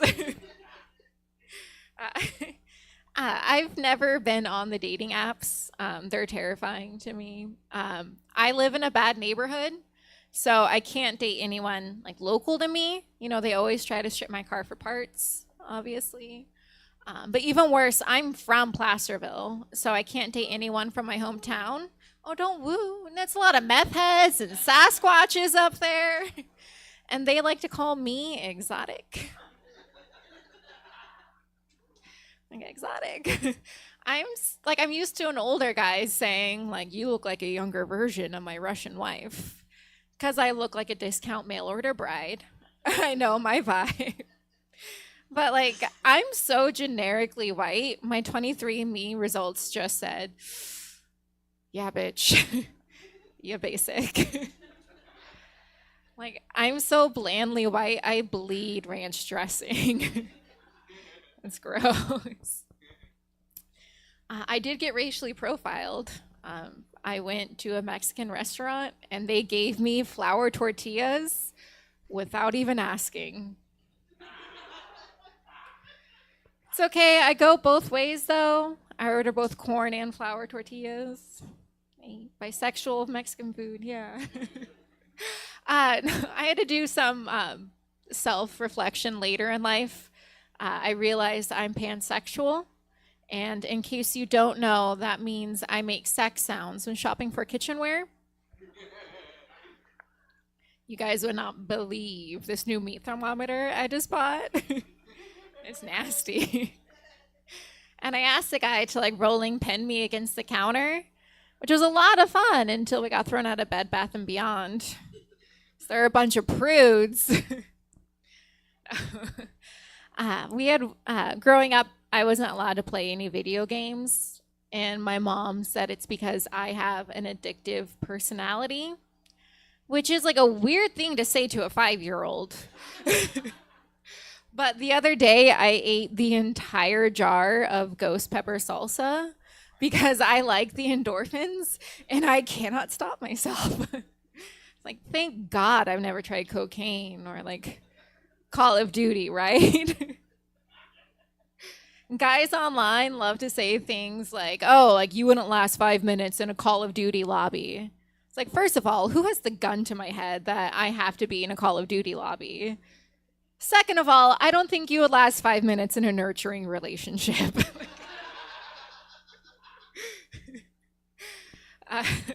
In case you can't tell, I'm what you might call a 2-for-1 special. That's right, both mommy issues and daddy issues. Thank you. Thank you. I appreciate the applause. The daddy issues are what make me a garden variety slut. The mommy issues are why I'm more likely to burn down your car afterwards. Like, to me, that's the fun part.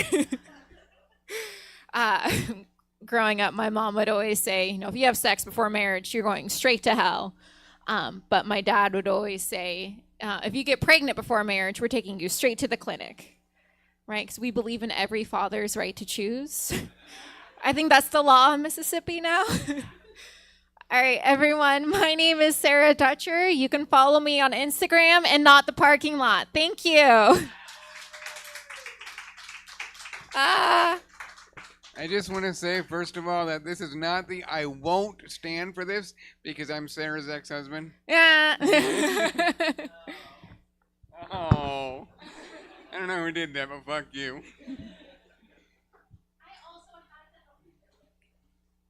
You have what? Yes.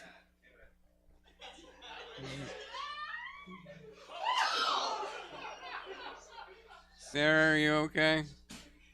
You are? No, don't be sorry. Sarah, are you okay for real? Really okay. That was fine. Don't be sorry. Don't be.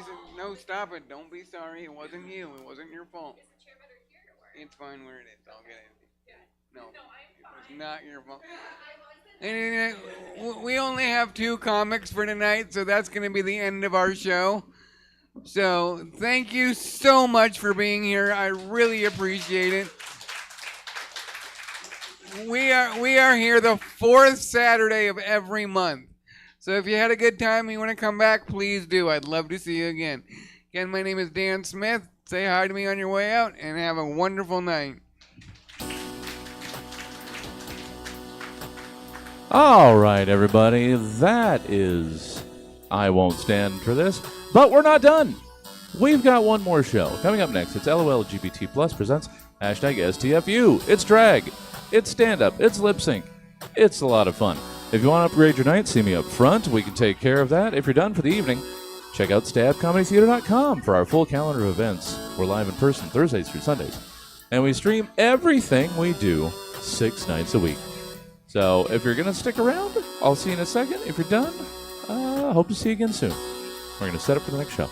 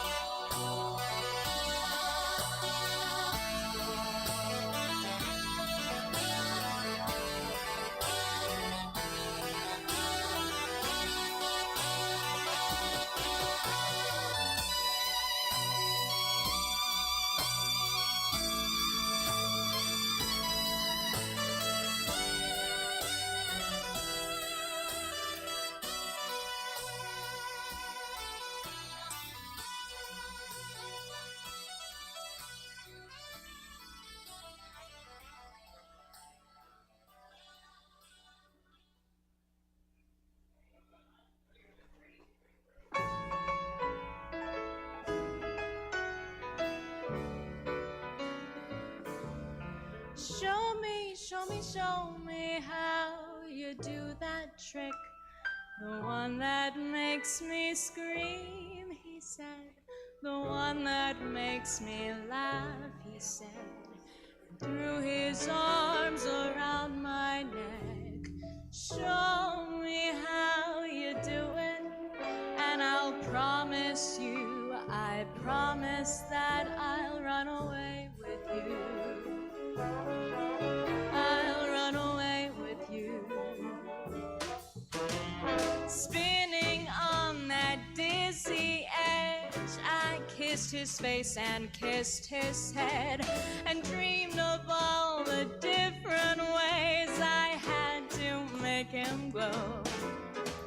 Why are you so far away, he said, and won't you ever know that I'm in love with you, that I'm in love with you.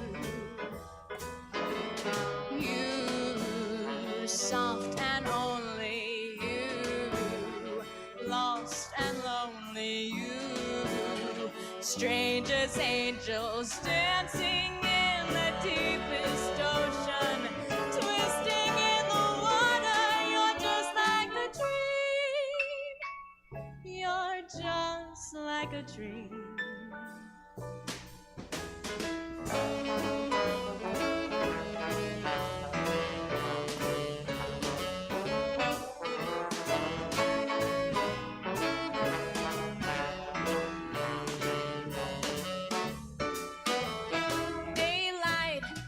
Me into shape.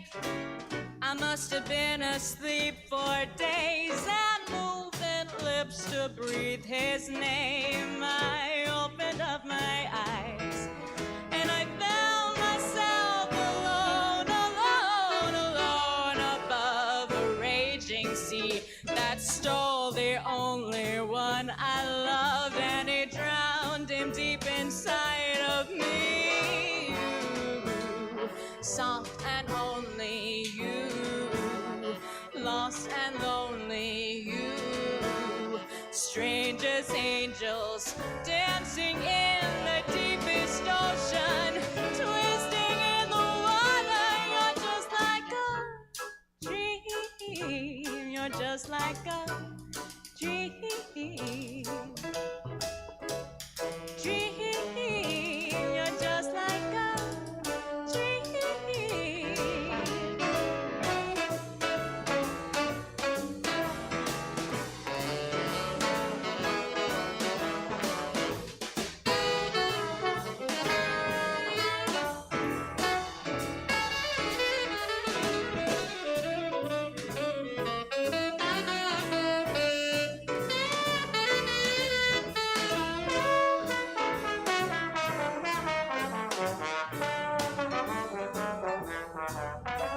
Show me how you do that trick, the one that makes me scream, he said, the one that makes me laugh, he said, and threw his arms around my neck. Show me how you do it, and I'll promise you, I promise that I'll run away with you.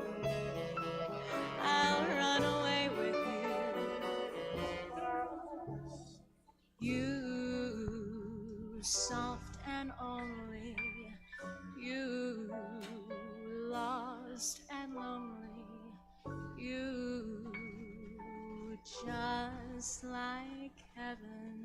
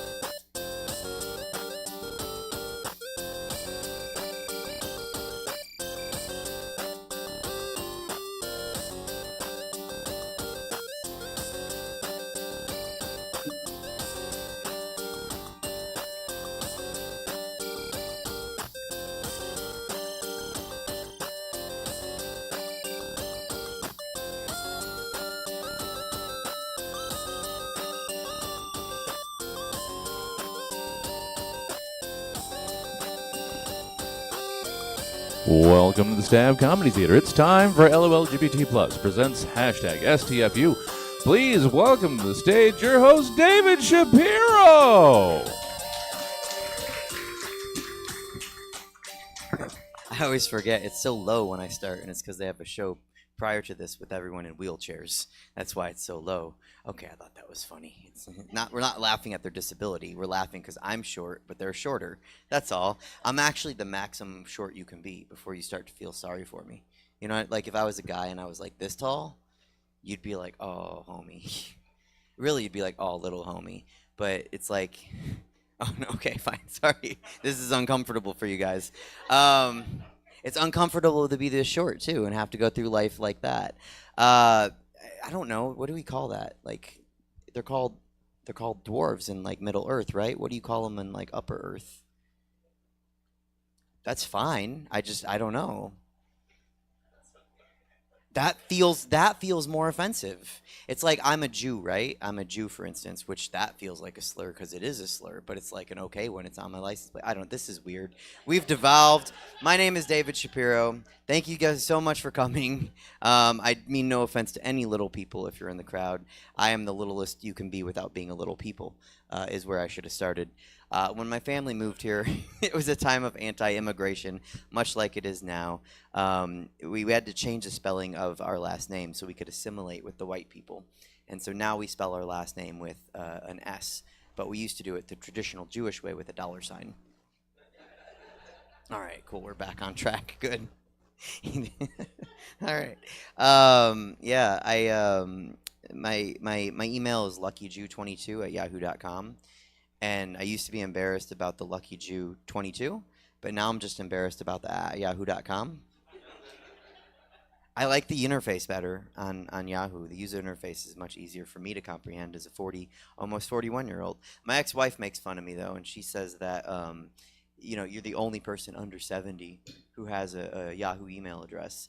And I said, I'm also the only person under 70 that you send spousal support to. So I think it's working out. And if you have a complaint, you can send an email to luckyjew22@yahoo.com. And I'm not like a monster or an idiot. Like I got luckyjew22@gmail.com. So when people invariably mess up and put at gmail.com, I'll still get it. But I routed the POP3 through the Yahoo interface because I don't like the Google interface. That's not funny. I just felt I should say that part so you guys don't think I'm crazy. My ex-wife does pay me spousal support, and it was a very contentious thing, right? Because we're divorced and we were married for 10 years. And so that means she would have to pay me support for the rest of my life or until I get married, which, I mean, look at me, listen to me. Does it sound like I'm getting married anytime soon? No,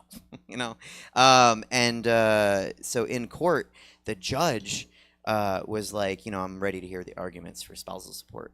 And her lawyer said, he's a man. He should not get spousal support. And my attorney said, that's very sexist, by the way, and he should because she's a lawyer and she makes $250,000 a year, and he does local stand-up comedy. So I think that's sexist. And then he said, he's a man with a college degree, and my attorney said, yeah, it doesn't matter. It's an equation. That's all it is, really. And she makes more money than he does. It doesn't matter who has a college degree or who doesn't. She makes more money. And her attorney said, but he's a man with a college degree. And my attorney started to talk, and then the judge said, stop, like that Britney Spears video. And the judge said, what's the college degree in? And then all four of us at the same time said, theater. And the judge laughed like that, like you guys did. And said, no, you have to pay him spousal support. He's going to die if you don't. Like, how's he going to buy groceries with monologues and soliloquies? Like, character breakdown? No. So, yeah, so she pays me spousal support. It's weird because she does practice law using my last name, Shapiro, right? Which is a Jewish last name, which is the lawyer you want. It's okay, as long as I'm punching at myself. And I think even with Jewish last names, if you're going to pick a lawyer Shapiro's the one out of all the other you could put all the last names in one group and Shapiro in one group. And which one do you want your lawyer? God, I hope Josh. You're all thinking of Ben Shapiro, aren't you? Yeah, I know. Look, he didn't exist like 5 years ago. I mean, clearly he did because he's like a 40-year-old man, but we didn't know him. I hope Kamala picks Josh Shapiro as her running mate because I would really like a better last name representative than Ben Shapiro. The rest of us are not like him. He's the only one that's a fucking weirdo. There used to be a GM of the Cleveland Guardians who went by Mark Shapiro, and we were like, ew, don't do that. Why are you doing that with our last name? And then Ben Shapiro came along, and we were like, Shapiro's fine. Just don't be Ben Shapiro. Like, what the fuck is that? Anyway, it is a good last name for a lawyer, and we all know that. I'm not crazy. It was OJ's lawyer's last name. Anyone in here old enough to remember OJ? Yeah, sometimes people have no idea what the fuck I'm talking about. I'm like, all right. Yeah, no, I know. And he was a great lawyer. We were very proud to have that as our. I understand the spit take. I do. I get it. But was OJ found guilty? No. He was a great fucking lawyer. OJ wrote an entire book about if I did it and the glove, everything. And look, I know Johnny Cochran did the heavy lifting there, but who hired Johnny Cochran on that team? Robert Shapiro. Also responsible for the Kardashians, so it goes both ways. Like it's the sword slices both ways. But no, Shapiro's a great last name, and so that's why she keeps it. That's why my ex, and I'm not allowed to tell you what law firm she practices with and for, but she is a name partner. So if you Google Shapiro lawyer Sacramento, and I think that it's important at this point that I tell you guys, because she pays me spousal support, it's like she's funding this set. And this show, honestly, really. So if you don't like anything about this, please send her an email and ask for more funding so I can get better, That's research and development. That's how it works. And if she pays me a little bit more, she's never going to get OJ, not guilty. But she can contribute meaningfully to society in other ways. My friends are really mad that she kept the last name Shapiro. They're like, that's not fair. That's your last name. And I'm like, yeah, it is. But, I mean, it's kind of like she's paying rent, She's kind of leasing it, and I get paid. So it's not the worst thing. Also, when you do look her up, I love her still to this day. I miss her so much. She is the love of my life. I wish things had worked out differently. But if you, and I'm not making fun of her here, I swear. But if you look her up online, I'm so much prettier than she is. I do drag for a living. Who came for comedy tonight? Yay. Okay, just the one guy. Cool. Everyone else is like, we read drag show. What is this? Yeah. No. Who came for drag tonight? Okay. All right. Yeah. So I do drag. I'm sorry I'm not in drag right now. I needed a day off from being being a woman's hard, You're like, poor baby. Thank you for saying that. I do put a lot of work into being a girl, so today's my day off of being a girl. And yeah, but if you look at, they can vouch, and Mikhail can vouch, I'm really pretty when I'm in drag. So much prettier than my ex-wife. Which is great. Thank you. No, and it's not all about pretty, right? I'm also getting her money, so. And she's a lawyer, which means I outsmarted her. So I am 3 for 3. Where should we go from there? How are you guys doing? Okay. Any questions at this point? We've been on a ride already. I think I've only been up here for about 8 minutes. It's been weird. All right. Make sure I didn't bother anybody too much. No. Okay. All right. Cool. It is weird being. I am straight at the moment. I don't know. Yeah, it's always a fluid situation, right? And so it's weird being a straight drag performer because it's like if I want to go on a date and I see a girl and I'm like, oh, she has a cute, my friends are like, she has a cute booty. And I'm like, yeah, but look at those peep toe booties. Those are cute. Okay, only some people laugh. You have no idea what a peep toe booty is. I'm sorry. My one ally in the crowd, and I left you behind. I'm sorry.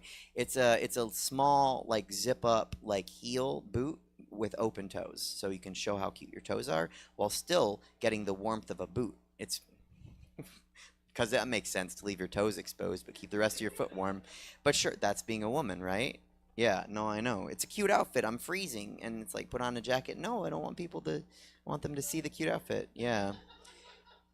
If I went on a date, it's like, I'm scared that hypothetically that I would be getting ready to go on a date, and I would see a pimple on my nose, and I'd be like, oh my God, I can't. I'm gonna be 41 soon. I can't have a pimple on my nose, but I know how to do makeup, right? And so I'm like, oh, just a little bit of concealer, gone. But you can't just a little bit of concealer, can you? No, full face of foundation over the little bit of concealer. I look now, the pimple's gone, but like all my features are gone too. So like, where'd my eyes go? Oh, just line them a little bit, smoke them out, a little bit of mascara. Pro tip, white on the waterline. My eyes are like popping, like very cute. Where'd my lips go? Trick question. I'm only half white, but that's the lips, obviously. So it's like, draw them in, draw them in with some liner, put some lipstick over it. Now I got eyes, I got lips. I look a little cold. Warm it up with some blush, some contour. Give it a little bit of highlighter on the the peak points, I look so good, really, truly. And I'm get a text from my date. I think you forgot about her. I did too, because I was doing my makeup. And she's like, where are you? And I'm like, I'm sorry. And she's like, it's 90 minutes late. And I'm like, I'm on my way. Makeup takes time, you guys. It's not just a quick thing. A lot of effort, you said, right? Yeah. And maybe I messed up a wing, and then I had to go back and start the whole thing over. So I'm like, no, I'm on my way. But I can't just go with that face and this body, right? I gotta put on a body. I gotta have boobs. I gotta have hips. I gotta put on a ponytail, a crop top, a mini skirt, some heels. And then I show up at my date, and she's like, you look fabulous. But I feel catfished. I'm like, I'm sorry, I had a pimple. I had to cover it up. Yeah, I don't know how to date, and I'm still stuck in the divorce. It's weird because like anything that I could talk about on a date, and look, I know I'm not like a prize. I'm not like a catch. Like I'm not up here like I'm an alpha male. Like everyone should want to date me. I just don't want to be alone, and I'm not asking for much. I went on a date recently, and this girl, she couldn't carry a conversation, and she wasn't funny, and she wasn't pretty, and she wasn't smart, and I'm just like, one of those would be great, just baby girl, just give me 25%. Just be pretty, Be smart. Be ugly and smart. That's fine. Like, I don't want to be alone, and I'm 5'5.5". Like, I'm the maximum short you can be before you're a little people. So like, just 25%. Be funny and stupid. I don't care. Just give me something. And she didn't. She couldn't. She wouldn't. And so I'm just like, yeah, I don't know how to date. And then they're going to ask me questions. The girl's going to ask me questions.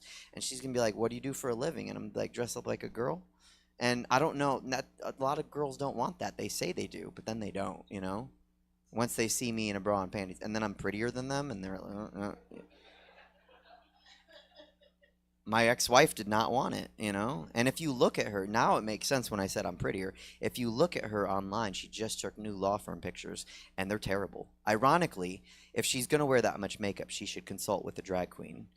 Because she's not applied it correctly. Her blush is too low, her contour is way too low, and you can't see her eyes at all. Like, it's terrible.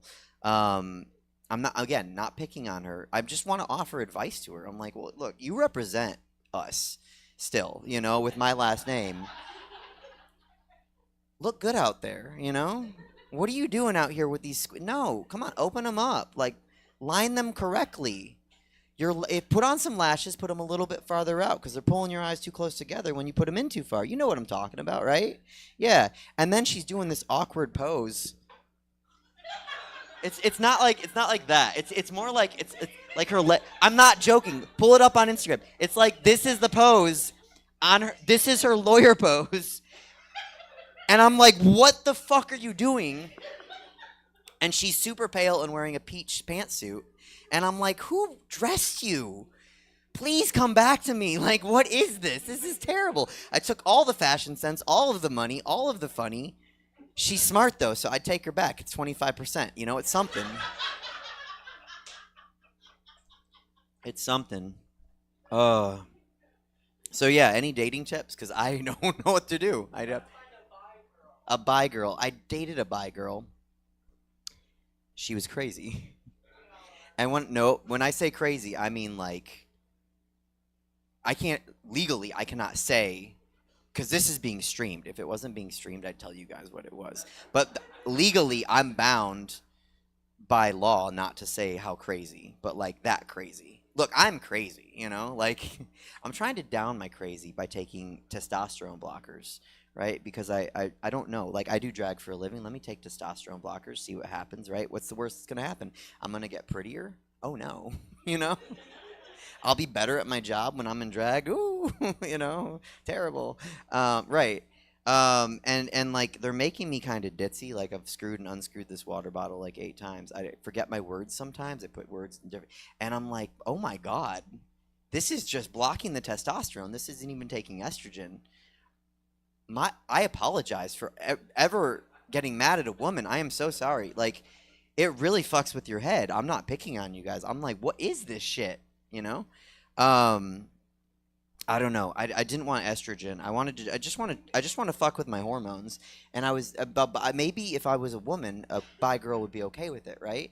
I feel like that's true. But like I didn't want estrogen because everything's reversible if you take estrogen, except you grow breast tissue. And as a man, I'm cool with this. But if I grow breast tissue, I'm gonna have like little 13-year-old boobies. Dating is gonna get 100 times harder if I have little 13-year-old boobies. Yeah, I'm sorry. I don't know if this is funny or not. It's a niche market. I'm a what do you call it? What do you call it? I'm not a cliche. What is a stereotype? What is it when someone wants to date a stereotype? A thank you guys. I don't know mine. I forget what they're called. My fetish is getting paid from my ex-wife, I guess, you know? Because I get it twice a month and it makes me happy. I've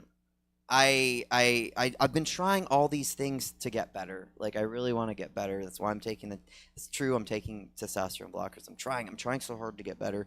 And I have a friend who's a shaman, and she was like, let's do an ancestral clearing. Let's do a soul retrieval. Let's do a healing. And I was like, all right, you know, and I'm a man of science, you know, that's why I went to the doctor and I was like, estrogen, and they were like, have you talked to a therapist? And I was like, no, because I don't believe in magic. I want to talk science and shit, you know. Therapy's great, by the way. If anyone's doing good, you should. It just doesn't work for me because I'm smarter than the therapist and I talk faster, so we don't get anywhere. But so my friend's a shaman, and she was like, you know, let's do this. And I'm dubious, but I'm like, anything to help, right? Because I just want to feel better and not lonely at night, right? And so we've done that, and she's done these spiritual healings, and then we did a release ceremony for my ex-wife where I wrapped this beautiful heart-shaped polished rock in twine and threw it. I know. And I threw it into the river, and I said, I release you. But then I saw the picture of my ex-wife doing this, and I released that bitch from my heart. So I was like, well, you know, spirits work in mysterious ways. And so I'm trying all this, and the point of me telling you this is I told this woman the other day, not my shaman friend. I was telling a different person that I just met because she was trying to figure me out, which, good luck, you know. But, like, she's trying to figure me out, and I told this other woman what I was doing, you know, and I told her about the T blockers, and I told her about the shaman and the release ceremony and the spiritual healing and the ancestral clearing, and she said, are you fucking kidding me? And I said, I don't know. Like, who am I to say it's not going to work? And she said, you think that's going to work? You think some religious shaman bullshit? You want to talk to your ancestors? And I was like, I don't care at this point. I just want to feel better. She said, if you want to talk to your ancestors and you want to feel better, you need to go see a psychic with a crystal ball. And I said, ma'am, there is no way on earth you can buy stock in one of those and not both. You have to believe in both of those magical people. If you can't just believe in one and poo-poo the other, like that doesn't work like that. I thought that was funny. No one laughs at that part, but like, in the moment I was like, is she really telling me shaman don't work, but psychics do? All right, I need to tell one more joke. Ex-wife or dating? Which way we going? Dating. All right. This is another reason I don't think I can go on a date. I don't think I can, at least right now. We'll see what happens while I take more T blockers. But like right now, as currently constituted, I can't go on a date because I feel like this scenario is going to happen. I'm going to go to like Starbucks, right, with my date, and she's going to get a vanilla latte. And the barista is going to be like, what do you want? And I'm going to be like, I'd like a hot chocolate. And the barista is going to be like, you're an adult. You're 41. And I'm going to be like, I know, but I like hot chocolate. She's going to be like, why not decaf coffee? And I'm going to be like, well, I don't, because it still has a little bit of caffeine. And I'm already kind of talk fast and jittery. So I just want a hot chocolate. Like, it makes me happy. And I'm on this spiritual journey. So things that make me happy are better. So please just give me a hot chocolate. And she's like, okay, a hot chocolate for the man and a vanilla latte for his date. And I'm like, yes. And if I could get that with oat milk. And she's like, why not soy? And I'm like, well, actually, we're over reliant on soy as a society. And, you know, it makes you break out. And like, we do too much of it. And like, if I get a pimple on my nose, I'm already on the date. How am I going to like go back and put the makeup on and the wig and do the concealer bit? Like, we're already here. And the barista's like, okay, so an oat milk hot chocolate for this extra man and a vanilla latte for the date that's putting up with too much. And I'm like, could you just keep your commentary to yourself, please? And she's like, yeah. And I'm like, okay, also, could I get that peppermint hot chocolate? Okay. Somebody always laughs, and I don't know why, because peppermint hot chocolate is superior to non-peppermint hot chocolate, and it should be the only option, honestly. Just like chocolate chip cookie should just be the cookie, standard cookie. Sugar cookies shouldn't exist. And, right? And oatmeal raisin? What the fuck is that? That is not a cookie. That is, you're tricking me into old person breakfast. Ew. So the barista's like, all right, a peppermint hot chocolate with oat milk for this really extra man and a vanilla latte for his date. And I'm like, yes, one last thing. Before you make that, when you're making it, if you could warm it up to the kid temperature of 75 degrees and not 200,000 degrees, I'd really like that, because I want to, like, I have a sensitive tongue, and I just want to enjoy it with my date, like, right away. Like, that'd be great. And the barista's like, what date? Because she left. Because I'm too much. That's me, guys. That's all the stand-up comedy you're going to have to deal with.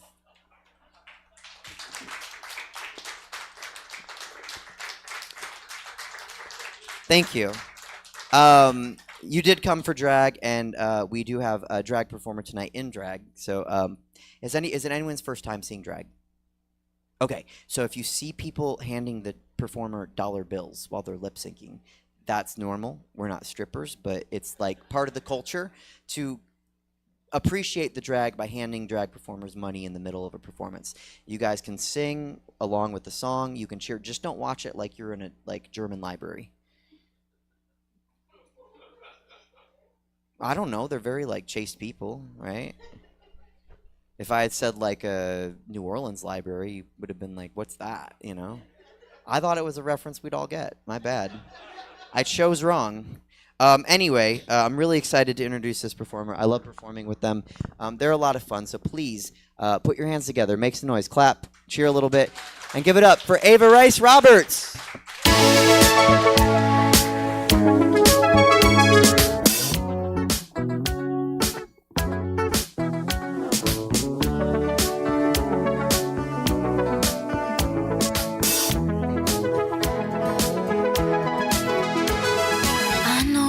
Good judgment, I know I have good taste. It's funny and it's ironic that only I feel that way. I promise them that you're different, and everyone makes mistakes, but just don't.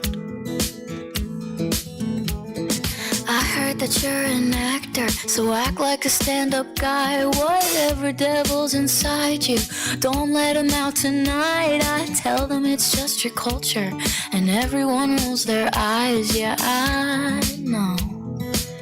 All I'm asking, baby, Please, please, please, don't prove I'm right. Please, please, please, don't bring me to tears when I just did my makeup so nice. Heartbreak is one thing, my ego's another. I beg you don't embarrass me, motherfucker. Please, please, please. I have a fun idea, babe. Maybe just stay inside. I know you're craving some fresh air, but the ceiling fan is so nice. And we could live so happily if no one knows that you're with me. I'm just kidding, but really, really, please, please, please, don't prove I'm right. Please, please, please, don't bring me to tears when I just did my makeup so nice. Heartbreak is one thing, my ego's another. I beg you don't embarrass me, motherfucker. Please, please, please. If you wanna go and be stupid, don't do it in front of me. If you don't wanna cry to my music, don't make me hate you prolifically. Please, please, please, please, please, please, please,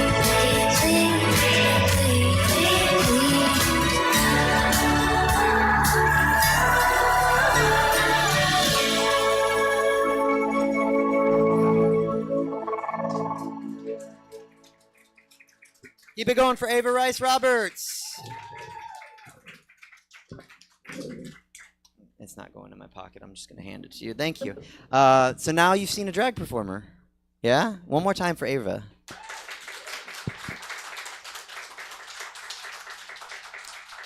And I'm going to bring it, this whole point of the show is you see a drag performer do drag and a comedian do comedy, and then they switch. You guys knew that, right? Everyone knew that? Okay, cool, yeah. Because they're both really hard things to do. And sometimes when the performers are amazing, it's hard to understand how much like skill it takes. So now you've seen Ava do drag, and she's really great, and you're going to see a good comedian, not me, but a better comedian. So I'm going to bring him up, and I'm excited for you guys to watch him. So please make some noise and give it up for Mikhail Chernowski.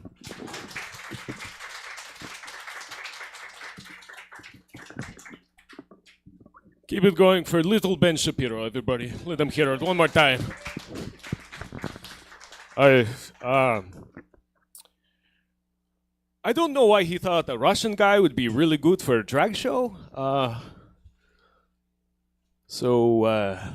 You guys look really scared right now. So let me just go into my white voice. There we go. I can say my English words. There we go. Everyone looks a little more relaxed. We're calm. Thank you. Thank you. All right. Let's start from the beginning. My name is Mikhail Chernowski. I was born in the Soviet Union. Thank you. Thank you. Yeah, everyone's a fan of that right now. Yeah. Born in the Soviet Union, raised by the most paranoid parents in the world. To this day, my father does not understand the concept of call waiting. Anytime he's on the phone, hears a little beep. He still thinks it's the KGB tapping in. Anytime he's on the phone with my grandfather who still lives in Russia, oh, I love America, world's greatest. I mean, I miss Mother Russia. I will see you all next week. Click. Nobody pick up a phone. We have to move again. They push. Just crazy. Just crazy. I used to think my dad sold drugs because he would go through so many burner phones. No. There are my pot smokers. Turns out anytime he would see an unknown number, they'd just be, not today, Putin. Nah! Just so we're clear, I did say Putin, not Puta, but I think our Hispanic friends are onto something. I'm in America, so I'm just going to say Putin's a bitch. I'm happy to say that here. Putin's a bitch. So that's as political as I'll get, I promise. I actually hate telling people I'm Russian. You guys get it. All right, thank you. I hate telling people I'm Russian because I know I don't look like an immigrant. You know, I don't look Russian. I'm not wearing a tracksuit right now, so that's. You need help moving. I got van. You guys hired a lot of Russian movers, all right? I hate telling people I'm Russian because I'm actually Ukrainian. Yeah. That's okay. I don't even know what the difference is either. It's fine, guys. We don't. It's kind of like vanilla ice cream and all the variety that it offers. Am I right? Yeah, you know? Everyone loves vanilla ice cream, right? There's vanilla and it's just there. It's for you. Just kind of sets the tone, right? But then you find out vanilla bean. What? It's so different. It comes from a bean, which I guess that extract also came from. So, all right, not that different. Before you know it, French vanilla comes at you just to blow your mind. What? Oh my God, that arrogant piece of shit. Better than the rest of the whiteness, am I right? God, who knew whiteness was so diverse?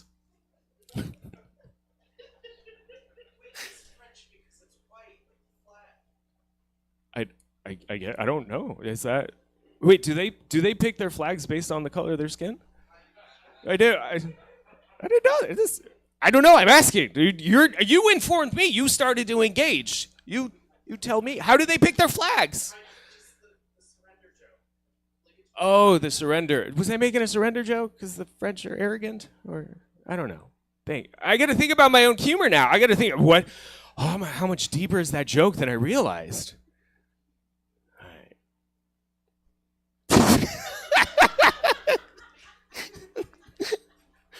Oh man, no, it's all good. It's all good. If it makes you guys feel better, I'm also Jewish. Yeah, it's a good year for my people. Yup. I am Jewish. I am grateful to be in America because my family was able to practice our religion when we came here. It's really cool. Yeah, I know. That's fine. Which I guess you guys are asking. You're probably wondering. It's like, well, are you circumcised? And boy, do I have a story for you. Actually, when I came to America, that was one of the first things my family did, was like, hey, you're here now. You can do this. And I said, what? Mm-mm. But my parents tricked me. What they did was they had a baby here. And when my brother was born in New York, on the 8th day, we took him to a rabbi for his bris. And the bris, for those of you who don't know, if you aren't following along, the bris is a ceremonial circumcision where you cut the tip of a baby's penis and then you praise God. It's a beautiful ceremony, beautiful ceremony. So my parents took my brother, put him on the table with the old rabbi who's just, I can do this. Snip. Baby cries, praise God, drink a bunch of wine. Everyone's happy, right? Then the rabbi looked at me and goes, all right, your turn. What? I thought I missed this part. And my parents are like, no, it's okay. Trust us. Never again. They put me on the table. Rabbi, I can do this. Click. Everybody praises God, has a bunch of wine. It's all good. Beautiful ceremony, right? And then the rabbi looked at my father, said, okay, now it's your turn. Without missing a beat, my dad goes, you know what? I think I'm going to be Christian. Goodbye. Oh. And that's why I have daddy issues. Oh, man. I hope if there is an afterlife, I hope like everyone gets to experience their own version of it. But I am kind of hoping to show up next to my father and be like, I've got a ticket and you don't. All right, let's see. We touched on politics. We talked about my penis. What else should we do? I am married. All right, thank you. Thank you. Sorry, I was trying to rub that in Ben's face. I know his name is David. I'm gonna. I am married. I'm married to a woman. Thank you. Thank you. It's fun. I am a girl dad. Thank you. Thank you. Yeah, I love it. I love it. I love being a girl dad. My oldest, she is my favorite. She is my rainbow baby. Yeah, it's fine. You can say that.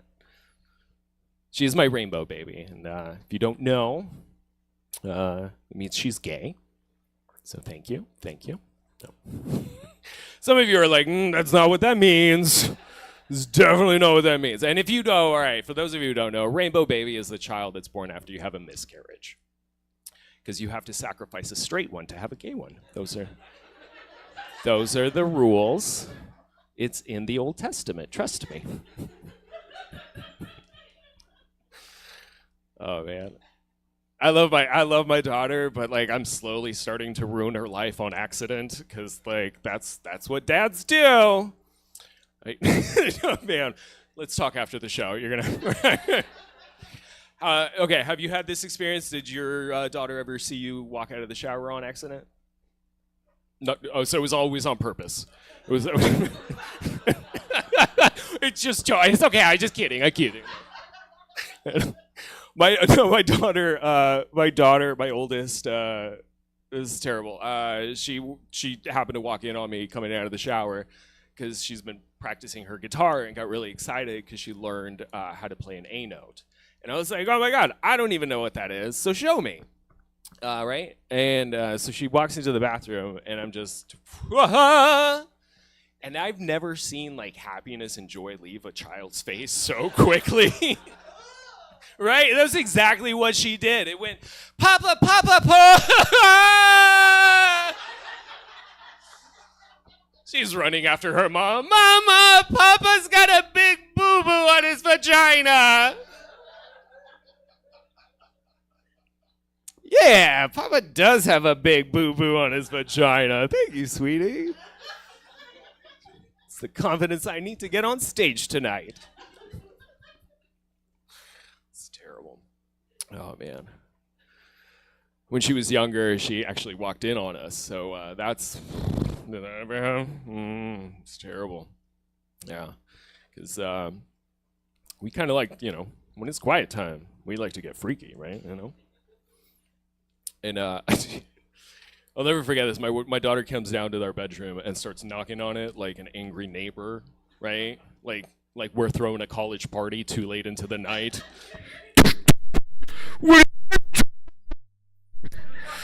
Someone trying to sleep. Oh, that was a fun one. My wife just kicks me out of bed. Grab a pair of underwear, just throw them on, run to the door. Hey, sweetie. How's it going? Why is it so loud? I have a spelling test in the morning. I'm so sorry, honey. We're just gonna clean up and we're just gonna go to sleep. Okay. What are you guys doing in there? We're not gonna answer that question. We're just gonna leave now.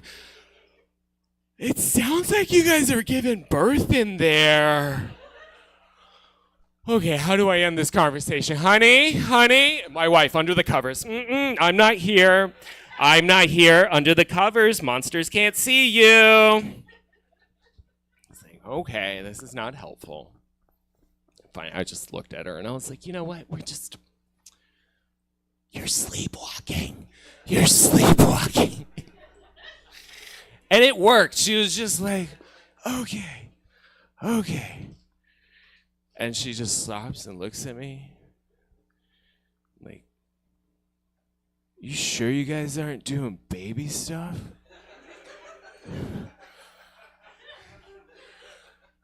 And I just looked down and I realized I put on my wife's underwear. Yeah, we're doing baby stuff. Let's close that door and not talk about this until you're in therapy. Yeah, I don't know why. I just have this memory of my parents go, ah! And me just go, ah!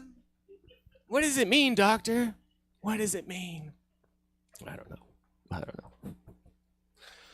I love my wife. She is the funny one in my family. She really is. My wife's the reason I do stand up. She's pushed me onto the stage, and it's been an incredible experience. But I think she's also like always like trying to set me up. Like she booked this show for me and didn't tell me what I was getting into, and then I had to find out. Oh, I'm lip syncing. Okay, I'm more terrified after this set than I am just like right now. I've never been more scared in my life.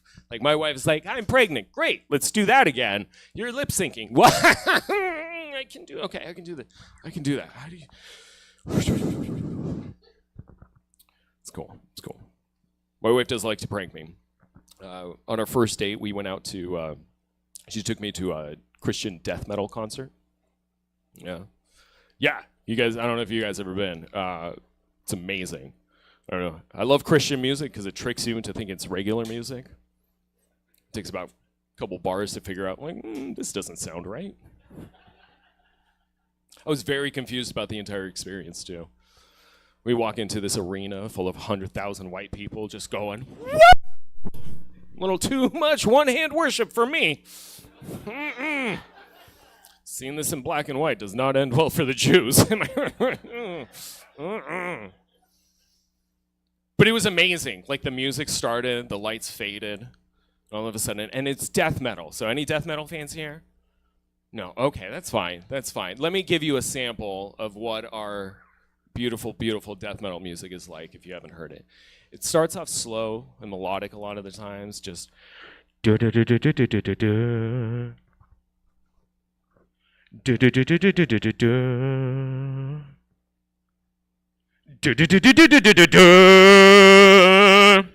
then a 40-year-old gothic-looking man jumps up on stage and yells,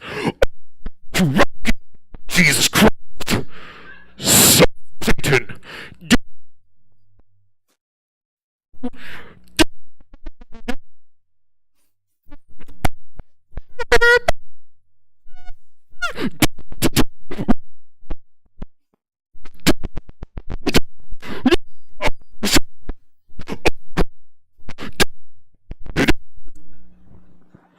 And then after about a half hour of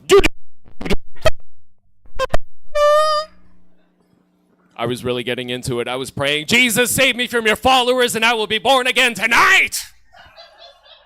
It was a life-changing experience. And so, of course, I was born again that night. After the show, we went to the merch table. Got to check out my favorite band of the night, Godgasm. Oh, mwah, what a beautiful name.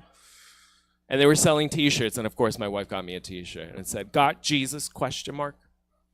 And the Jew inside me couldn't help but think, you know what? We did. We got him good. Let's be honest, we #nailed it, am I right? Hey guys, my name is Mikhail Chernowski. That is my time. Please keep it going for David. Keep it going for Mikhail.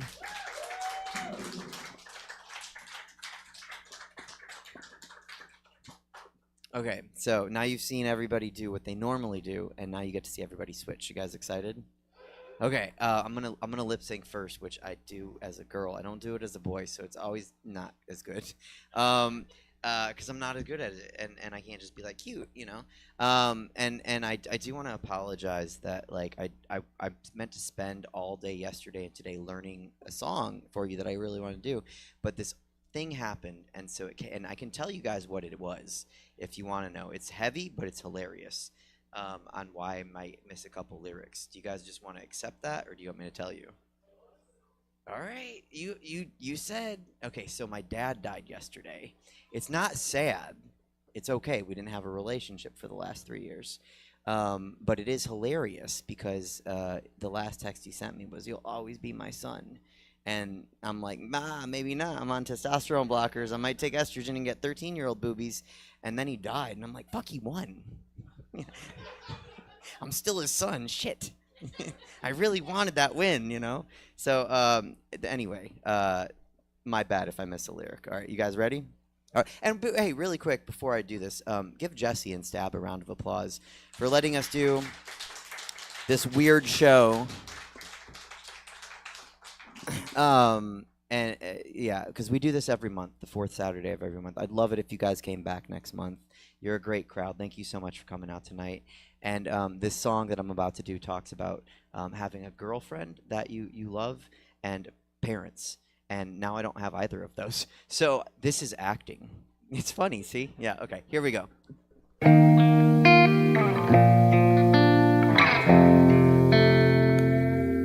For a while there it was rough, but lately I've been doing better than the last 4 cold Decembers I recall. And I see my family every month. I found a girl my parents love. She'll come and stay the night, and I think I might have it all. And I thank God every day for the girl He sent my way. But I know the things He gives me, He can take away. And I hold you every night, and that's a feeling I wanna get used to. But there's no man as terrified as the man who stands to lose you. Oh, I hope I don't lose you. Please stay. I want you, I need you, oh God. Don't take these beautiful things that I've got. Please stay. I want you, I need you, oh God. Don't take these beautiful things that I've got.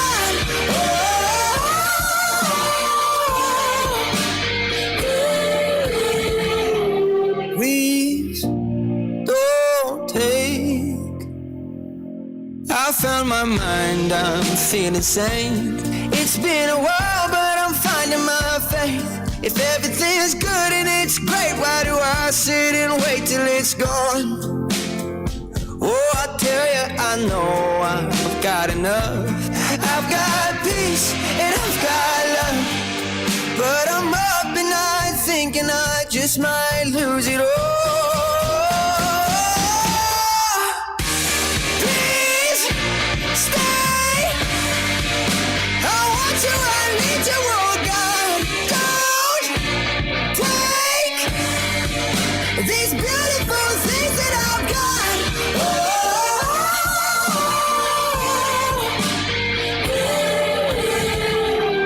Please stay. I want you, I need you, oh God. I need these beautiful things that I've got.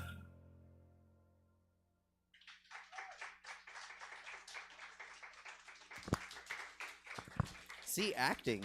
Look at that. I got none of that. Anyhow, thank you guys. Thank you for watching that and tolerating me till we get to the better performers. I'm going to bring up, it's comedy next. I forgot. So you're going to see a drag performer do stand-up. It is their second time ever. So, but still be supportive and encouraging and show your adoration with your encouragement and love. And if you want, you can still tip. It's okay. But enjoy this because it's great, and I love that these performers put themselves out to do this. I want to make sure this is. There we go. I don't want to give a drag performer a wobbly mic stand. That's terrible.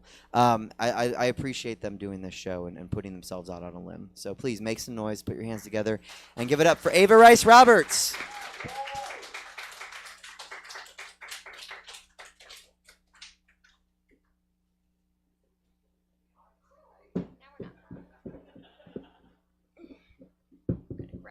These heels kind of suck.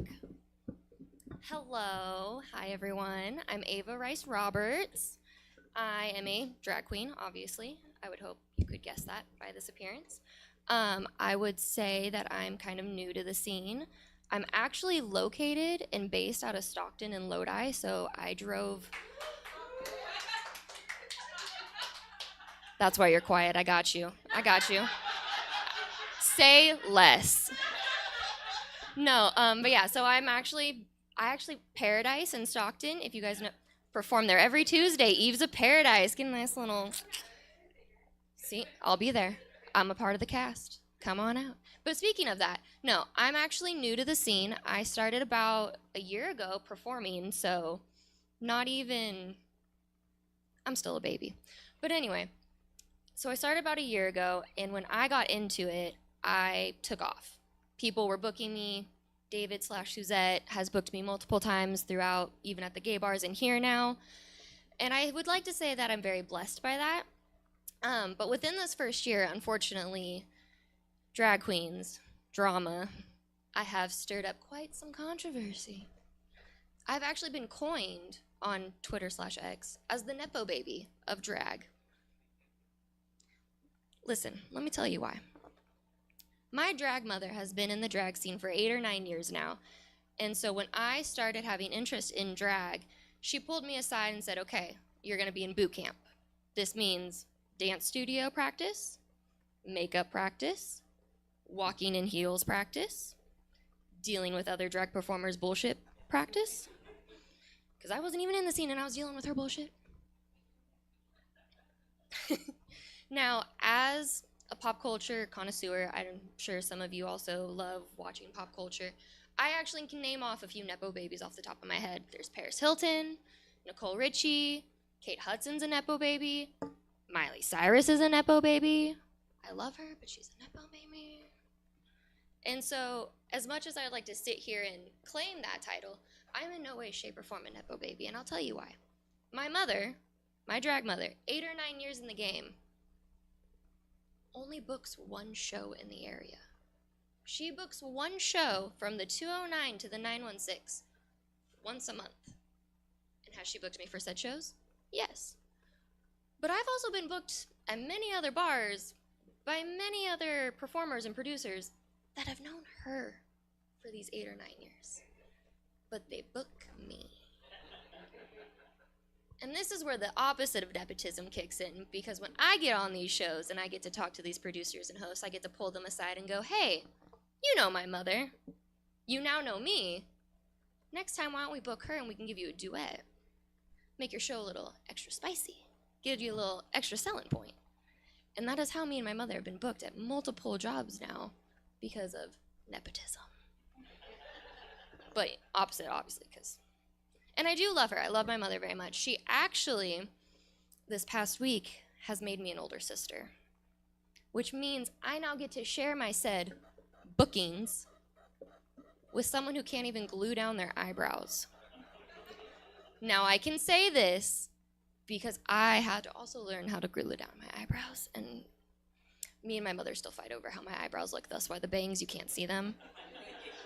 We don't talk about the eyebrows in our family, okay? It's quite complicated. But, no, my sister actually, I met her first. So I saw her back in January when she first started performing, and I went out to one of the newbie shows, and I looked at her and I went, huh, you're giving Roberts, but you don't know me, and I don't know you, but guess what? You're my sister. Following month, I dragged my mother to said show and said, her, right there, that's your new daughter, go adopt her. And here we are, 6 months later, me flipping her off because she doesn't shut up in the group chat. I'm the baby in my actual, like, natural born family. So getting a baby sibling, I'm like, oh, I get it. I get it. I get why my sister doesn't talk to me. I get it. No, I genuinely love my sister. She's so funny, but you're not going to tell by this next. I am wearing a blonde wig, but us Roberts, we are known for gingers. A ginger wig. I'm a natural ginger, that's why I can get away with the blonde. But it is kind of funny because when I first met my sister and saw her again before I even knew her, she was wearing a red wig. And it was very telling. I was like, okay, I like you. I like this red wig on you. I'm going to steal it. I'm going to borrow it because I'm going to make you my sister, and drag families get to share closets. Well, as much as we all fit, some of us are a bit skinnier than the others. We don't talk about that. I got in trouble saying that on the mic one time about my mom. But anyway, here I am again. No, so beauty of, again, drag families is sharing. In drag, actually, it's very common for Suzette to need a wig, and I go, hey, here, have one. Here's in my bag. If you need to borrow this, oh, Mom, hey, I have this bodysuit, you can borrow it. Most of the time it's my way, but, I'm going to say it this way because I'm on the mic. But I love them very much. We're all about sharing. And the beauty of that is when you become a family member, you get hand-me-downs. And I don't know about if any of you have gotten a hand-me-down or two in your life, but there's just something about it that goes, this is disgusting, and why don't you shower more? Like, shower. Wash your panties. Anyway. No, I love being a Roberts. Being a Roberts is honestly the best thing that's ever happened in my career. I've actually known my drag mother for over 12 years now outside of drag, so we have a bond like no other. But that being said, I raid her closet on a regular weekly basis and throw things at her like, she's more of a sibling, not a mother. But I love her. No, I do. But I will say this. If you're ever out at a gay bar and you're just coming through the crowd, right, and you happen to look over in the corner and you see just a redhead sitting by themselves, I will tell you this. If she's in a hand-me-down bodysuit, must be a Roberts. Thank you guys so much. You've been so lovely. I'm going to give the microphone back to David. Guys, keep it going for Ava Rice Roberts. Look, yes, we are nice to each other, like as drag performers, but I've never needed a wig out of anyone's suitcase. I just want to clear up that myth. That's not. Liz would be very upset if she heard that I was Liz does all my hair, so just because this is streamed. I was going to tell you guys more dead dad jokes all of a sudden, but then I was like, no, I need to clear that up. No, because it's weird. I haven't talked to my mom in 3 years, and we talked for the first time in 3 years yesterday, and she was like, oh my God, it's my fault. It's my fault. And I was like, oh my God, did you kill him? She's like, what? No. And I was like, then it's not your fault. I think you're good. You're absolved. I am not built for death. I'm just making jokes. It's not appropriate. Anyway, I'm going to bring up the comedian of the show who's going to lip sync. You guys ready? All right, cool. Let me get rid of this. And once again, it's better if you guys sing along. It's better if you rock out in your seats. We're going to end this show with a lot of fun. So please put your hands together. Make some noise. Do it while I say something. Yeah. Give it up for Mikhail Chernovsky. See a faded sign at the side of the road that says 15 miles to the Love Shack, yeah.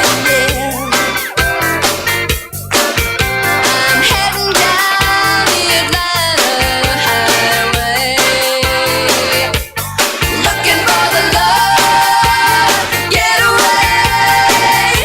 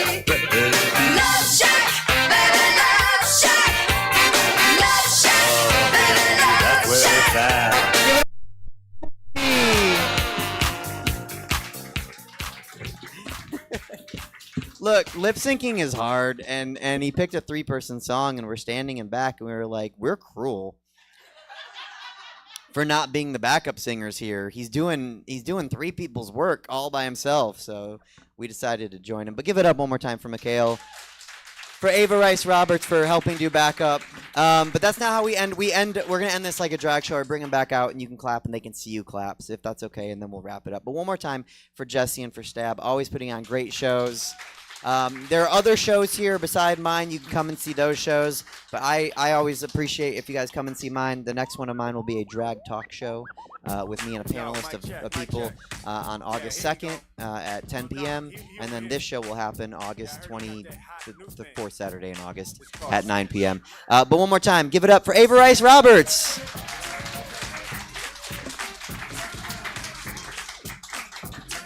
Yeah, curtain call. Show. And then keep it going for Mikhail Chernovsky. Guys, thank you so much. That is the end of Stab tonight, but make sure you come back soon. We'll all be outside if you want to say hi to one of these amazing, talented people. Thank you so much, and have a good night.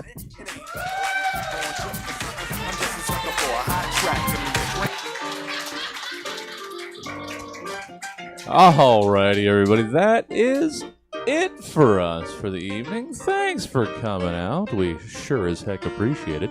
And yeah, we do things here live in person Thursdays through Sundays, and we stream everything we do 6 nights a week. So check out stabcomedytheater.com for our full calendar of events. Then you'll know what we're doing and when we're doing it. Have a good night, everybody. Be safe. Hope to see you again soon.